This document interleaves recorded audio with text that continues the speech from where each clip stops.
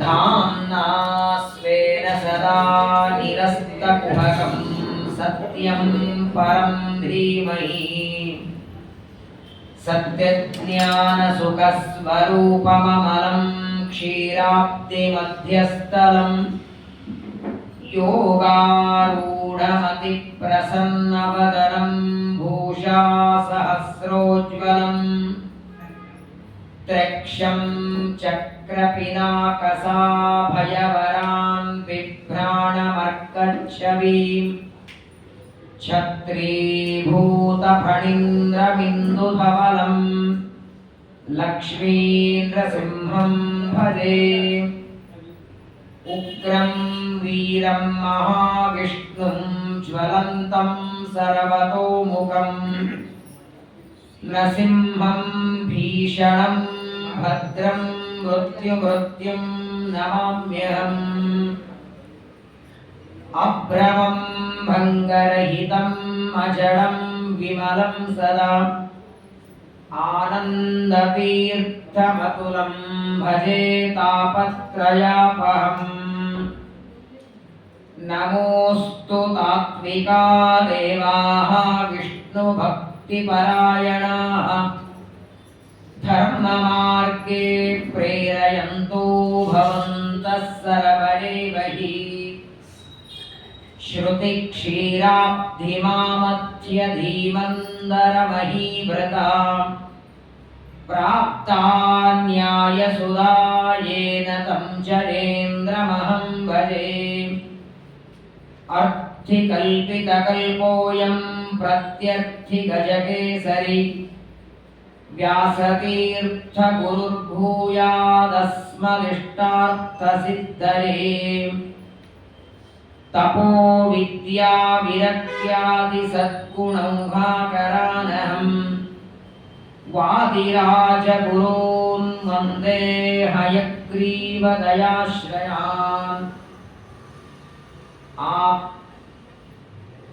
श्रीमतो राघवेन्द्रस्य नमामि पदपङ्कजे कामिताशेषकल्याणललना कल्पपादपौ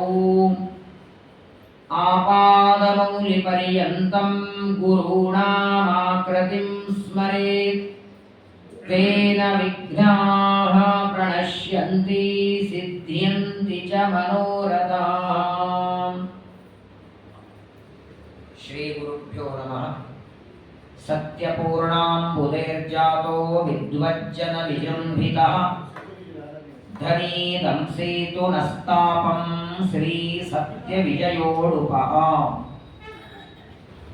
चैत्र मासದ ಕೃಷ್ಣ ಪಕ್ಷ ಏಕಾದಶಿ ಏಕಾದಶಿಗೆ ವರೂಧಿನಿ ಏಕಾದಶಿ ಅಂತ 24 ಏಕಾದಶಿ ಒಂದು ಸಂವತ್ಸರದಲ್ಲಿ ಬರೋದು. ಎಲ್ಲ ಏಕಾದಶಿಗಳಿಗೆ ಪ್ರತ್ಯೇಕವಾದ ಹೆಸರನ್ನ ಕೊಟ್ಟು ಒಂದೊಂದು ಏಕಾದಶಿಯ ಮಹತ್ವವನ್ನು ವೇದವ್ಯಾಸ ದೇವರು ಪುರಾಣಗಳಲ್ಲಿ ತಿಳಿಸಿದ್ದಾರೆ. ಇವತ್ತು ಏಕಾದಶಿ ಹರಿವಾಸರ ಹರಿದಿನ, ಜೊತೆಗೆ ಉತ್ತರಾದಿ ಮಠದ ಮಹಾ ತಪಸ್ವಿಗಳಾದ ವಿದ್ವನ್ಮೂರ್ತಿಗಳಾದ ಜ್ಞಾನದ ಮೇರು ಪರ್ವತ ಸತ್ಯ ವಿಜಯ ತೀರ್ಥರ ಆರಾಧನೆಯ ಪುಣ್ಯ ಪರ್ವಕಾಲ. ಸತ್ಯ ವಿಜಯನಗರದಲ್ಲಿ ತಮಿಳುನಾಡುವಿನಲ್ಲಿ ಅವರ ವೃಂದಾವನ ಇದೆ. ಮಹಾಜ್ಞಾನಿಗಳು ಎಲ್ಲ ಜೀವರಾಶಿಗಳ ಹೃದಯದಲ್ಲಿ ಇರುವ ಅಜ್ಞಾನವೆಂಬ ಅಂಧಕಾರವನ್ನು ದೂರ ಮಾಡಿ ವಿಷ್ಣು ಸರ್ವೋತ್ತಮತ್ವ ಜ್ಞಾನವನ್ನು ಜಗತ್ತಿಗೆ ಉಪದೇಶ ಮಾಡಿದಂತಹ ತಪಸ್ವಿಗಳು, ಮಹನೀಯರು ಸತ್ಯವಿಜಯ ತೀರ್ಥರ ಪಾದಗಳಲ್ಲಿ ಆರಾಧನೆಯ ನಿಮಿತ್ತವಾಗಿ ಅನಂತ ನಮಸ್ಕಾರವನ್ನು ಮಾಡಿ ಶ್ರೀಮದ್ ಭಾಗವತದ ಶ್ರವಣವನ್ನು ಮಾಡ್ತಾ ಇದ್ದೇವೆ. 7 ದಿನದಲ್ಲಿ ಭಾಗವತವನ್ನು ಶ್ರವಣ ಮಾಡಿ ಮುಗಿಸೋದು ಅನೇಕ ಬಾರಿ ಕೇಳಿದ್ದೇವೆ. 7 ದಿನ ಅಲ್ಲ, ಕೇವಲ 1 ತಿಂಗಳು ಅಲ್ಲ, ಸಂಪೂರ್ಣ 1 ವರ್ಷದವರೆಗೆ ಇದು ಸಂವತ್ಸರ ಸತ್ರ ಅಂತ ಕರೆಯೋದು. 1 ವರ್ಷದವರೆಗೆ ನಡೆಯುವ 1 ಸಂವತ್ಸರದ ಜ್ಞಾನ ಸತ್ರ. ಸಮಗ್ರವಾದ ಶ್ರೀಮದ್ ಭಾಗವತದ ಎಲ್ಲ ಪ್ರಮೇಯಗಳನ್ನ, ಎಲ್ಲ ಕಥೆಗಳನ್ನ, ತತ್ವಗಳನ್ನ ವಿಸ್ತಾರವಾಗಿ ಶ್ರವಣ ಮಾಡ್ತಾ ಇದ್ದೇವೆ. ನಿನ್ನೆ ದಿವಸ ನಾರಾಯಣ ವರ್ಮದ ವಿದ್ಯೆಯನ್ನು ವಿಶ್ವರೂಪಾಚಾರ್ಯರು ದೇವತೆಗಳಿಗೆ ಉಪದೇಶ ಮಾಡಿದ ಮಹತ್ವದ ಒಂದು ಅಂಶವನ್ನ ನಿನ್ನೆ ನಾವೆಲ್ಲರೂ ಶ್ರವಣ ಮಾಡಿದ್ದೇವೆ. ಪ್ರಾರಂಭದಲ್ಲಿ ಪ್ರಾಚೀನ ಬರ್ಹಿರಾಜನ ಮಗನಾದ 10 ಜನ ಮಕ್ಕಳು ಪ್ರಾಚೇತಸರು ತಪಸ್ಸು ಮಾಡಿ ವಾರ್ಕ್ಷಿ ಎನ್ನುವ ಕನ್ಯೆಯನ್ನು ವಿವಾಹ ಮಾಡಿಕೊಂಡು ಅಲ್ಲಿ ಒಬ್ಬ ಮಗನನ್ನು ಪಡಿತಾರೆ, ಪ್ರಾಚೇತಸ ದಕ್ಷ. ಅವನಿಗೆ ಪ್ರಾರಂಭದಲ್ಲಿ 10,000 ಜನ ಹರಿಯೇಶ್ವರು ಮತ್ತೆ 100,000 ಜನ ಶಬಲಾಶ್ವರು. ಅವರೆಲ್ಲರಿಗೂ ಮೋಕ್ಷ ಮಾರ್ಗವನ್ನು ನಾರದರು ತೋರಿಸ್ತಾರೆ. 60 ಜನ ಹೆಣ್ಣು ಮಕ್ಕಳನ್ನು ಪಡಿತಾನೆ, ಎಲ್ಲ ಸ್ತ್ರೀಯರನ್ನ ವಿವಾಹ ಮಾಡ್ತಾನೆ. ಅದರಲ್ಲಿ ಕಶ್ಯಪರಲ್ಲಿ ಹುಟ್ಟಿದಂತಹ ಎಲ್ಲ ಸಂತಾನದ ವರ್ಣನೆಯನ್ನ ಶುಕಾಚಾರ್ಯರು ನಿರೂಪಣೆ ಮಾಡಿ 13 ಜನರನ್ನ ಕಶ್ಯಪರಿಗೆ ಕೊಟ್ಟಿದ್ದಾರೆ. ಅದರಲ್ಲಿ ಅದಿತಿ ಅಂತ ಹೆಂಡತಿ, ಅವಳಲ್ಲಿ 12 ಜನ ಸೂರ್ಯರು, ಅದರಲ್ಲಿ 4ನೇಯವನೇ ತ್ವಷ್ಟಾ ದೇವತೆ. ಆ ತ್ವಷ್ಟಾ ದೇವತೆಯ ಮಕ್ಕಳೇ ವಿಶ್ವರೂಪಾಚಾರ್ಯರು. ಎಲ್ಲ ದೇವತೆಗಳು ಸಭೆಯಲ್ಲಿ ಜ್ಞಾನಿಗಳಾದ ಬೃಹಸ್ಪತಿಗಳ ಅವಮಾನ ಮಾಡಿದ್ದಕ್ಕೆ ಬೃಹಸ್ಪತ್ಯಾಚಾರ್ಯರ ಶಾಪದಿಂದ ಸಂಪತ್ತೆಲ್ಲ ಕಳೆದುಕೊಂಡು, ಯಾವಾಗ ದೇವತೆಗಳು ಗುರುಗಳ ಸ್ಥಾನವನ್ನೇ ಯಾವಾಗ ಗುರುಗಳು ಬಿಡುತ್ತಾರೆ, ಆ ಸಂದರ್ಭದಲ್ಲಿ ಬ್ರಹ್ಮದೇವರಿಗೆ ಶರಣ ಹೋಗ್ತಾರೆ. ಬ್ರಹ್ಮದೇವರು ವಿಶ್ವರೂಪಾಚಾರ್ಯರಿಂದ ನಾರಾಯಣ ವರ್ಮದ ವಿದ್ಯೆಯನ್ನು ಉಪದೇಶ ಪಡೆಯಿರಿ ಅಂತ ಆಜ್ಞೆ ಮಾಡ್ತಾರೆ. ನಾರಾಯಣ ವರ್ಮದ ವಿದ್ಯೆಯಿಂದ ಎಲ್ಲ ಸಂಪತ್ತನ್ನ ಮರಳಿ ಪಡಿತಾರೆ. ಆದರೆ ಆ ನಾರಾಯಣ ವರ್ಮವನ್ನು ಉಪದೇಶ ಮಾಡಿದ ವಿಶ್ವರೂಪಾಚಾರ್ಯರಿಗೆ 3 ತಲೆಗಳಿತ್ತು. ಸೋಮಪೀಠ, ಸುರಾಪೀಠ, ಅನ್ನಾದ ಅಂತ 3 ತಲೆಗಳು. ಆ 3 ತಲೆಗಳನ್ನ ಇಂದ್ರದೇವರು ವಜ್ರಾಯುಧದಿಂದ ಕತ್ತರಿಸಿ ಬಿಡುತ್ತಾರೆ. ಕಾರಣ, ವಿಶ್ವರೂಪಾಚಾರ್ಯರು ತಂದೆಯ ಬಳಗ ಅಂತ ದೇವತೆಗಳಿಗೂ ಯಜ್ಞದಲ್ಲಿ ಆಹುತಿ ಕೊಡ್ತಿದ್ರು, ತಾಯಿಯ ಬಳಗ ಅಂತ ಅಸುರರಿಗೂ ಆಹುತಿ ಕೊಡ್ತಾ ಇದ್ರು. ತಮ್ಮ ಶತ್ರುಗಳಾದ ಅಸುರರಿಗೆ ಆಹುತಿ ಕೊಡೋದನ್ನ ಸಹನ ಮಾಡದೆ ವಿಶ್ವರೂಪಾಚಾರ್ಯರ 3 ತಲೆಗಳನ್ನು ಕತ್ತರಿಸ್ತಾನೆ. ಬ್ರಹ್ಮಹತ್ಯೆ ಬಂತು. ಬ್ರಹ್ಮದೇವರು 4 ಭಾಗ ಮಾಡಿ ಬ್ರಹ್ಮಹತ್ಯೆಯನ್ನು ವಿಭಾಗ ಮಾಡ್ತಾರೆ. ಆದರೆ ತ್ವಷ್ಟಾ ದೇವತೆಗೆ ಕೋಪ ಹೋಗಲಿಲ್ಲ. ಮಗನಾದ ವಿಶ್ವರೂಪನಿಂದ ನಾರಾಯಣ ವರ್ಮದ ವಿದ್ಯೆಯನ್ನ ಪಡೆದು ಎಲ್ಲ ಸಂಪತ್ತನ್ನ ದೇವತೆಗಳ ಮರಳಿ ಪಡೆದು ಮಗನನ್ನೇ ಕೊಂದಿದ್ದಾರೆ ಅಂತ ವಿಶ್ವರೂಪನನ್ನ ಕೊಂದ ಇಂದ್ರನ ಮೇಲೆ ಸೇಡು ತೀರಿಸಿಕೊಳ್ಳೋದಕ್ಕೆ ಇಂದ್ರನನ್ನ ಕೊಲ್ಲುವ ಮಗ ಬೇಕು ಅಂತ ಜ್ಞಾನಿಗಳಾದ ತ್ವಷ್ಟಾ ದೇವತೆ ಯಜ್ಞ ಮಾಡ್ತಾರೆ. ಆ ಯಜ್ಞಕುಂಡದಿಂದ ಆವಿರ್ಭವಿಸಿದವನೇ ಹುಟ್ಟಿದವನೇ ವೃತ್ರಾಸುರ. ಅತ್ಯಂತ ಭಯಂಕರವಾದ ತ್ವಷ್ಟಾ ದೇವತೆಯ ಮಂತ್ರದ ಪ್ರಭಾವದಿಂದ ಹುಟ್ಟುತ್ತಾನೆ. ಆದರೆ ಇಂದ್ರ ಶತ್ರೋ ವಿವರ್ಧಸ್ವ ಮಾಚಿರಂ ಜಹಿ ವಿದ್ವಿಷಾಂ ಮಂತ್ರವನ್ನ ಹೇಳಿ ಆಹುತಿಯನ್ನ ಹಾಕುವಾಗ ಸ್ವರದಲ್ಲಿ ಸ್ವಲ್ಪ ವ್ಯತ್ಯಾಸ ಆಯಿತು. ವೇದ ಮಂತ್ರಗಳ ಪಠಣ ಮಾಡುವಾಗ 3 ಇರುತ್ತೆ. ಉದಾತ್ತ, ಅನುದಾತ್ತ, ಸ್ವರಿತ ಅಂತ 3 ಸ್ವರಗಳು. ಶ್ಲೋಕ ಪಠಣ ಮಾಡುವಾಗ ಏನಿಲ್ಲ. ಶ್ಲೋಕ ಹೇಳಬೇಕಾದರೂ ಕನಿಷ್ಠ ಪಕ್ಷ ಅನ್ವಯಾರ್ಥ ಆಗದಿದ್ರೂ ಪರವಾಗಿಲ್ಲ. ಯಾವುದೇ ಸ್ತೋತ್ರ ಪಾರಾಯಣ ಮಾಡುವಾಗ ಎಲ್ಲಿ ಬಿಡಿಸ್ಬೇಕು ಅಂತ ದೊಡ್ಡವ್ರಿಗೆ ಕೇಳಬೇಕು. ನಮ್ಮಷ್ಟಕ್ಕೆ ನಾವೇ ಬಿಡಿಸೋದಲ್ಲ. ವೆಂಕಟೇಶೋ ವಾಸುದೇವೋ ಪ್ರದ್ಯುಮ್ನೋ ಆದ್ಮೇಲೆ ಅಮಿತ ಬರಲ್ಲ. ಪ್ರದ್ಯುಮ್ನಃ ಅಂದ್ರೆ ಅಮಿತ. ಪ್ರದ್ಯುಮ್ನೋ ಅನ್ನುವಲ್ಲಿ ಓಕಾರದಲ್ಲಿ ಅಕಾರ ಸೇರ್ಕೊಂಡು ಬಿಡುತ್ತದೆ. ಪ್ರದ್ಯುಮ್ನೋಮಿತ ವಿಕ್ರಮ ಕೂಡಿಸನ್ನೋದಾದರೆ, ಬಿಡಿಸೋದಾದ್ರೆ ಪ್ರದ್ಯುಮ್ನಃ ಅಮಿತ ವಿಕ್ರಮ. ಸಂಧಿಯಾಗುತ್ತಲ್ಲಿ ಪಾಲಯಾಚ್ಯುತ ಪಾಲಯಾಜಿತ ಪಾಲಯ ಕಮಲಾಲಯ ಲೀಲಯಾದೃತ ಭೂಧರಾಂಬುರು ಹೋದರೆ ಯಾರು ಹೋದ್ರೆ ಹೋದ್ರೆ ಹೋದ್ರೆ ಯಾರು ಹೋದ್ರೆ ಎಲ್ಲಿ ಹೋದ್ರೆ ಯಾರು ಹೋದ್ರೆ ವಾದಿರಾಜರ ಕೃಷ್ಣಾಷ್ಟಕದ ಪಾರಾಯಣ ಮಾಡುವಾಗ ಎಲ್ಲರೂ ಅಲ್ಲೇ ಬಿಡಿಸ್ತಾರೆ. ಯಾದವನೀವ ಯದುಕುಲ ನಂದನ ಮಾಧವ ಮಧು ಮಧುಸು. ಅದು ಒಂದೇ ಶಬ್ದ ಅದು ಮಧುಸೂದನ. ಬಿಡಿಸೋದು ಹೆಂಗ್ ಬಿಡಿಸ್ತಾರೆ? ಯಾದವ ನೀವ ಯದುಕುಲ ನಂದನ ಮಾಧವ ಮಧುಸು ದನ ಬಾರೋ ದನ ಬಾರೋ ದನ ಏನ್ ದನ ದನ. ನಾವು ಅನೇಕ ಕಡೆ ನೋಡಿದ್ದೀನಿ ನಾನು, ಮಾಧವ ಮಧುಸು ದನ ಬಾರೋ. ಆಕಳು ದನ ಕಟ್ಟಿ ಬಿಡಿಸೋದರಲ್ಲಿ ವಾದಿರಾಜರ ಶಬ್ದ ನೋಡಿ, ಲೀಲಯಾಧೃತ ಭೂಧರಾಂಬುರುಹ ಉದರ, ಹೋದರಲ್ಲ ಅದು ಉದರ ಸ್ವಜನೋದರ. ಇಡೀ ಬ್ರಹ್ಮಾಂಡವನ್ನ ಒಳಗಿಟ್ಟುಕೊಂಡ ಹೊಟ್ಟೆ ಉಳ್ಳವನೇ. ಇಲ್ಲೇನಾಯ್ತು? ಇಂದ್ರ ಶತ್ರು ವಿವರ್ಧಸ್ವ ಅಂತ ಮಂತ್ರ ಹೇಳಬೇಕಾಗಿತ್ತು. ಹೇಳಿದ್ದೇನು? ಇಂದ್ರ ಶತ್ರು ಅಂದು ಬಿಟ್ಟೆವು. ವೇದ ಮಂತ್ರಗಳ ಪಠನ ಮಾಡುವಾಗ ಋಷಿ, ಛಂದಸ್ಸು, ದೇವತಾ ಕಡ್ಡಾಯವಾಗಿ ಸ್ವರ. ಹಾಗಾಗಿ ಮಂತ್ರಗಳು ನಮ್ಮಷ್ಟಕ್ಕೆ ನಾವು ಪುಸ್ತಕ ಇಟ್ಕೊಂಡು ಓದಬಾರದು, ಯಾರಾದರೂ ಗುರುಗಳಿಂದ ಓದಬೇಕು. ನಾವೇ ಓದುವಾಗ ಅದರಲ್ಲಿ ನೂರಾರು ತಪ್ಪುಗಳು, ಪುಣ್ಯಕ್ಕಿಂತ ಪಾಪ ಹೆಚ್ಚು ಬರ್ತದೆ. ಹಿಂದೆ ನೀವೆಲ್ಲ ನೋಡಿ, ವೇದ ಮಂತ್ರಗಳನ್ನ ಗುರುಗಳು ಇವತ್ತು ಹೇಳಿದ ಪಾಠವನ್ನೇ ನಾಳೆ ಹೇಳಬೇಕು, ನಾಡಿದ್ದು ಹೇಳಬೇಕು. ಒಂದೇ ಭಾಗವನ್ನ 5-6 ದಿನಗಳವರೆಗೆ. ಯಾಕಂದ್ರೆ ವಿದ್ಯಾರ್ಥಿಗಳು ತಪ್ಪು ಉಚ್ಚಾರಣೆ ಮಾಡಬಾರದು. ಸಹಸ್ರ ಶೀರ್ಷ ಪುರುಷ ಸಹಸ್ರಾಕ್ಷ ಸಹಸ್ರಪಾತ್ ಸಭೂಮಿಂ. ಭೂಮಿಂ ಮೀ ಮೇಲೆ 2 ಸ್ವರ ಯಾಕೆ ಬಂತು? ಒಂದು ಅನುಸ್ವಾರ ಇದ್ದದರಿಂದ.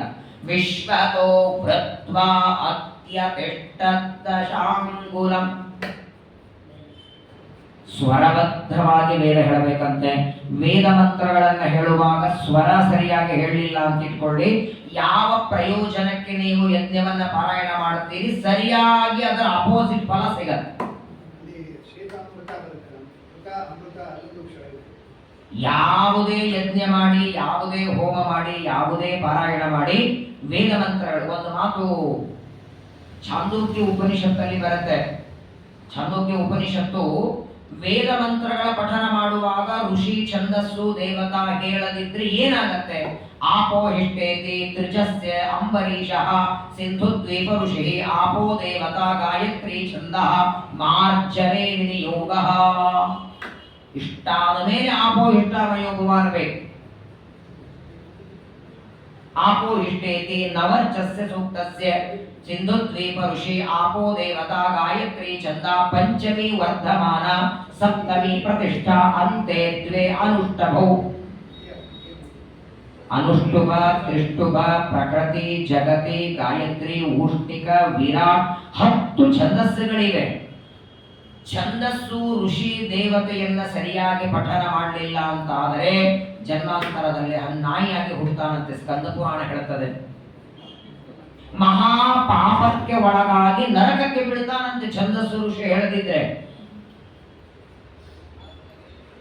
ಸಂಧ್ಯಾ ವಂದನೆ ಮಾಡುವ ಮಂತ್ರ ಆಗಿರಲಿ, ದೇವರ ಪೂಜೆ ಇರಲಿ, ಹೋಮ ಹವನಗಳಿರಲಿ, ಎಷ್ಟು ವಿಚಿತ್ರ ನೋಡಿ. ಇಂದ್ರದೇವರು ವಿಶ್ವರೂಪನನ್ನ ಕೊಂದದ್ದಕ್ಕೆ ಮಗನನ್ನ ಕೊಂದಿದ್ದಾನೆ ಅಂತ ತ್ವಷ್ಟಾ ದೇವತೆ ಇಂದ್ರನ ಮೇಲೆ ಸೇಡು ತೀರಿಸ್ಕೋಬೇಕು. ಇಂದ್ರನನ್ನ ಕೊಲ್ಲುವ ಮಗ ಬೇಕು ಅಂತ ಯಜ್ಞ ಮಾಡಿದರೆ ಹುಟ್ಟಿದ ಮಗ ಇಂದ್ರನನ್ನ ಕೊಲ್ಲುವ ಬರಲಿಲ್ಲ, ಇಂದ್ರನಿಂದ ಸಾಯುವ ಮಗ ಹುಟ್ಟಿದ. ವೃತ್ರಾಸುರ. ಯಾಕೆ ವೃತ್ರಾಸುರ ಇಂದ್ರನಿಂದ ಸತ್ತ ಅಂದ್ರೆ ಸ್ವರದಲ್ಲಿ ವ್ಯತ್ಯಾಸವಾಯಿತು. ಯಜ್ಞಕುಂಡದಿಂದ ವೃತ್ರಾಸುರ ಹುಟ್ಟಿ ಬರ್ತಾನೆ. ವೃತ್ರಾಸುರನಿಗೂ ಇಂದ್ರನಿಗೂ ಘನಘೋರ ಯುದ್ಧ ನಡೀತದೆ. ಯಾವ ಅಸ್ತ್ರಗಳನ್ನ ವೃತ್ರಾಸುರ ಹಾಕ್ತಾನೆ ಅದನ್ನ ಇಂದ್ರ ಹಾಕ್ತಾನೆ. ಕೊನೆಗೆ ಇಂದ್ರನ ಕೈಯಲ್ಲಿದ್ದ ವಜ್ರಾಯುಧವನ್ನ ಎಡಗೈಯಿಂದ ಹೊಡೆದ ಅಂತೆ ವೃತ್ರಾಸುರ ನೆಲಕ್ಕೆ ಬಿತ್ತು. ತಗೊಳ್ಳೋ ಇಂದ್ರ ಅಂತಾನೆ ವೃತ್ರಾಸುರ. ಬಾಗಬೇಕಲ್ಲ ತಗೋಬೇಕಾದ್ರೆ, ಅದನ್ನ ಬಾಗಿ ಬಿಟ್ರೆ ಶತ್ರುಗಳ ಮುಂದೆ ಬಾಗಿ ಬಿಟ್ಟೆ ಅಂತ ಆಗತ್ತಲ್ಲ. ತಗೊಳ್ಳೇ ಇಲ್ಲ ಅಂತ ಇಂದ್ರ ವಜ್ರಾಯುಧ. ವೃತ್ರಾಸುರನ ಜೊತೆಗೆ ಘನಘೋರ ಯುದ್ಧ ಮಾಡಿ ಏನು ಮಾಡಿದರೂ ಸಾಯದಿದ್ದಾಗ ಮತ್ತೆ ಪರಮಾತ್ಮನಿಗೆ ಪ್ರಾರ್ಥನೆ ಮಾಡಿಕೊಳ್ಳುತ್ತಾನೆ. ವೃತ್ರಾಸುರನನ್ನ ಕೊಲ್ಲೋದು ಹೇಗೆ ಅಂತ ದೇವರನ್ನ ಕೇಳಿದಾಗ ಪರಮಾತ್ಮ ಹೇಳ್ತಾನೆ, ನೈಮಿಷಾರಣ್ಯದಲ್ಲಿ ದಧೀಚಿ ಅಂತ ಒಬ್ಬ ಋಷಿಗಳಿದ್ದಾರೆ. ಆ ಋಷಿಗಳ ಹತ್ರ ಹೋಗಿ ಅವರ ಅಸ್ಥಿಗಳನ್ನ ಬೇಡ್ಕೊಳ್ಳಿ. ನಾರಾಯಣ ವರ್ಮವನ್ನ ಪಾರಾಯಣ ಮಾಡಿ ಮಾಡಿ ಮಾಡಿ ಅವರ ಅಸ್ಥಿಗಳು ಪವಿತ್ರ ಆಗಿವೆ, ಎಲುಬು. ಆ ದಧೀಚಿ ಋಷಿಗಳ ಅಸ್ಥಿಯನ್ನು ತಗೊಂಡು ಅದರಿಂದ ವಜ್ರಾಯುಧವನ್ನ ಮಾಡಿ ಅದರಲ್ಲಿ ನನ್ನ ಸನ್ನಿಧಾನ ಇಡ್ತೇನೆ. ಆ ವಜ್ರಾಯುಧ ತಗೊಂಡು ಯುದ್ಧ ಮಾಡಿದ್ರೆ ವೃತ್ರಾಸುರ ಸಾಯ್ತಾನೆ, ಈ ನಿನ್ನ ವಜ್ರಾಯುಧದಿಂದ ಸಾಯೋದಿಲ್ಲ ಅಂತ ಇಂದ್ರದೇವರಿಗೆ ಪರಮಾತ್ಮ ಆಜ್ಞೆ ಮಾಡ್ತಾನೆ. ಎಲ್ಲ ದೇವತೆಗಳು ನೈಮಿಷಾರಣ್ಯಕ್ಕೆ ಬರ್ತಾರೆ, ತಪಸ್ಸು ಮಾಡ್ತಾ ಕೂತಿದ್ದಾರೆ. ದಧೀಚಿ ಋಷಿಗಳು ಬಂದದ್ದೇ ಬಂದು ದಧೀಚಿ ಋಷಿಗಳಿಗೆ ನಿಮ್ಮ ಆಸ್ತಿ ಬೇಕು ಅಂತಾರೆ. ಆಸ್ತಿ ಕೊಡೋರು ಇಲ್ಲ, ಆಸ್ತಿ ಕೊಡೋರು ಇಲ್ಲ ಪ್ರಪಂಚದಲ್ಲಿ. ನಿಮ್ಮ ಆಸ್ತಿಗಳು ಬೇಕು ಅಂದ್ರೆ ಅರ್ಥ ಏನು? ಒಂದು ಅರ್ಥ ಸಾಯು ಅಂದಾನೆ ತಾನೆ. ನೇರವಾಗಿ ಇಂದ್ರಾದಿ ದೇವತೆಗಳು ದಧೀಚಿ ಋಷಿಗಳಿಗೆ ನಿಮ್ಮ ಅಸ್ಥಿಗಳ ಬೇಕು ವೃತ್ರಾಸುರನನ್ನು ಕೊಲ್ಲೋದಕ್ಕೆ. ಆದರೆ ನೋಡಿ, ಹಿಂದಿನ ಕಾಲದ ಋಷಿ ಮುನಿಗಳಿಗೆ ಸ್ವಾರ್ಥ ಇರಲಿಲ್ಲ. ಒಂದೇ ಮಾತು ಹೇಳ್ತಾರೆ ದಧೀಚಿ ಋಷಿಗಳು, ನೀವು ದೇವತೆಗಳು ಯಾರ ಹತ್ರ ಕೈ ಚಾಚಿ ಬೇಡವರಲ್ಲ, ನಿಮಗೆ ಕೊಟ್ಟು ಗೊತ್ತೇ ಹೊರತು ಬೇಡಿ ಗೊತ್ತಿಲ್ಲ. ಇವತ್ತು ನನ್ನ ಬಾಗಿಲಿಗೆ ಬಂದು ಕೈ ಚಾಚ್ತಾ ಇದ್ದೀರಿ, ನನ್ನ ಅಸ್ಥಿಗಳಿಂದ ನಿಮ್ಗೆ ಒಳ್ಳೇದಾಗೋದಾದ್ರೆ ಇವತ್ತೇ ದೇಹ ಬಿಡ್ತೇನೆ ಅಂದ್ರೆ ಅವ್ರು ಏನ್ ತ್ಯಾಗ ನೋಡಿ. ದೇಹ ಬಿಡೋದು ಬಿಡಿ, ಎಲೆ ಬಿಡ್ಲಿಕ್ಕೆ ರೆಡಿ ಇಲ್ಲ ನಾವು ಹಿಡ್ಕೊಂಡ ಎಲೆ ನಾನೇ ಕೂತ್ಕೋಬೇಕು, ಪರವಾಗಿಲ್ರಿ ನೀವು ಆಚೆ ಕೂತ್ಕೊಂಡ್ರೆ ಆಚೆ ಕೂತ್ಕೊಂಡು ಸಿಟ್ಟು ಬರ್ತದೆ ಕೆಲವರಿಗೆ. ಈ ತ್ಯಾಗ ದಧೀಚಿ ಋಷಿಗಳದು. ಆದರೆ ದಧೀಚಿ ಋಷಿಗಳಂತಾರೆ ಇಂದ್ರನಿಗೆ, ದೇಹ ಬಿಡೋದಕ್ಕೆ ಅಡ್ಡಿ ಇಲ್ಲಪ್ಪ, ಆಸ್ತಿ ಕೊಡ್ತೇನೆ, ಒಂದೇ ಒಂದು ನನ್ನ ಚಿಕ್ಕ ಆಸೆ ಅಂದ್ರು. ಏನು ಹೇಳಿ? ದಧೀಚಿ ಋಷಿಗಳಂತಾರೆ, ನಮ್ಮ ಭರತ ಖಂಡದಲ್ಲಿ ಎಷ್ಟು ನದಿಗಳಿವೆ, ಎಲ್ಲ ನದಿಗಳಲ್ಲಿ ಒಂದು ಬಾರಿ ಸ್ನಾನ ಮಾಡಿ ಬಂದ ಮೇಲೆ ಆಸ್ತಿಯನ್ನ, ದೇಹ ಬಿಟ್ಟು ನಿನಗೆ ಆಸ್ತಿಯನ್ನ ಕೊಡ್ತೇನೆ. ಇಂದ್ರದೇವರಂದರು, ನೀವು ಇಡೀ ಭರತ ಖಂಡದಲ್ಲಿದ್ದ ನದಿಗಳಲ್ಲಿ ಸ್ನಾನಕ್ಕೆ ಅಂತ ಹೋದ್ರೆ ಎಷ್ಟು ದಿನ ಬೇಕಾಗತ್ತೆ ಸ್ವಾಮಿ, ನಾನು ನಿಮ್ಮ ಅಸ್ಥಿಗಳನ್ನ ಬೇಡೋದು ವಜ್ರಾಯುಧ ಮಾಡಿ ವೃತ್ರಾಸುರನನ್ನು ಕೊಲ್ಲೋದು, ನೀವು ಅಸ್ಥಿ ಕೊಡುವವರೆಗೆ ಅವನು ಸಾಯಲ್ಲ. ನೀವು ಇಡೀ ಭೂಮಂಡಲ ಪ್ರದಕ್ಷಿಣೆ ಹಾಕ್ತಾ ಕೂತ್ರೆ ಅವನು ಕೊಲ್ಲೋದು ಹೇಗೆ ನಾನು? ಇಲ್ಲಪ್ಪ, ನಂದಂತೂ ಇದೊಂದು ಸಂಕಲ್ಪ ಇದೆ, ಮರಣಕ್ಕಿಂತ ಮೊದಲು ಎಲ್ಲ ಸ್ನಾನ ಮಾಡ್ಕೊಂಡು ಬರಬೇಕು ಅಂತ ಅಪೇಕ್ಷೆ ಇದೆ ಅಂತ ಇಂದ್ರದೇವರಂದ್ರು, ಕೆಲಸ ಮಾಡಿ ನೀವು ಇಲ್ಲೇ ಕೂತ್ಕೊಳ್ರಿ ಅಂತ ಅವರನ್ನ ಅಲ್ಲೇ ಕೂಡಿಸಿ ತಮ್ಮ ಜ್ಞಾನ ಯೋಗ ಸಾಮರ್ಥ್ಯದಿಂದ ಇಂದ್ರದೇವರು ಎಲ್ಲ ನದಿಗಳಲ್ಲಿಯೇ ಒಂದೊಂದು ಲೋಟ ನೀರು ತಂದು ತಂದು ತಂದು ಒಂದು ಕಡೆಗೆ ಹಾಕಿದ್ರು. ಇವತ್ತಿಗೆ ನೈಮಿಷಾರಣ್ಯದಲ್ಲಿ ಅದನ್ನ ಮಿಶ್ರ ತೀರ್ಥ ಅಂತ ಇವತ್ತಿಗೂ ನೋಡ್ತೇವೆ.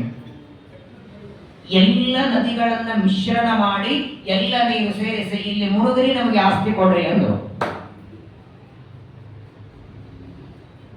ಇವತ್ತಿಗೂ ನೈಮಿಷಾರಣ್ಯಕ್ಕೆ ಹೋದರೆ ನೈಮಿಷಾರಣ್ಯದಿಂದ ಒಂದು 15 ಕಿಲೋಮೀಟರ್ ದೂರದಲ್ಲಿ ದಧೀಚಿ ಋಷಿಗಳ ಆಶ್ರಮ ಇದೆ. ಆಶ್ರಮದ ಪಕ್ಕದಲ್ಲೇನೆ ಆ ಮಿಶ್ರ ತೀರ್ಥ. ಆದರೆ ದುರ್ದೈವ ಎಲ್ಲ ನೀರು ತಂದು ಸೇರಿಸಿಬಿಡ್ತಾರೆ. ಅದರಲ್ಲಿ ಸ್ನಾನ ಮಾಡೋದಕ್ಕೆ ಯೋಗ್ಯ ಇತ್ತು ಒಂದು ಕಾಲದಲ್ಲಿ, ಈಗ ಪ್ರೋಕ್ಷಣೆಗೂ ಯೋಗ್ಯ ಇಲ್ಲ.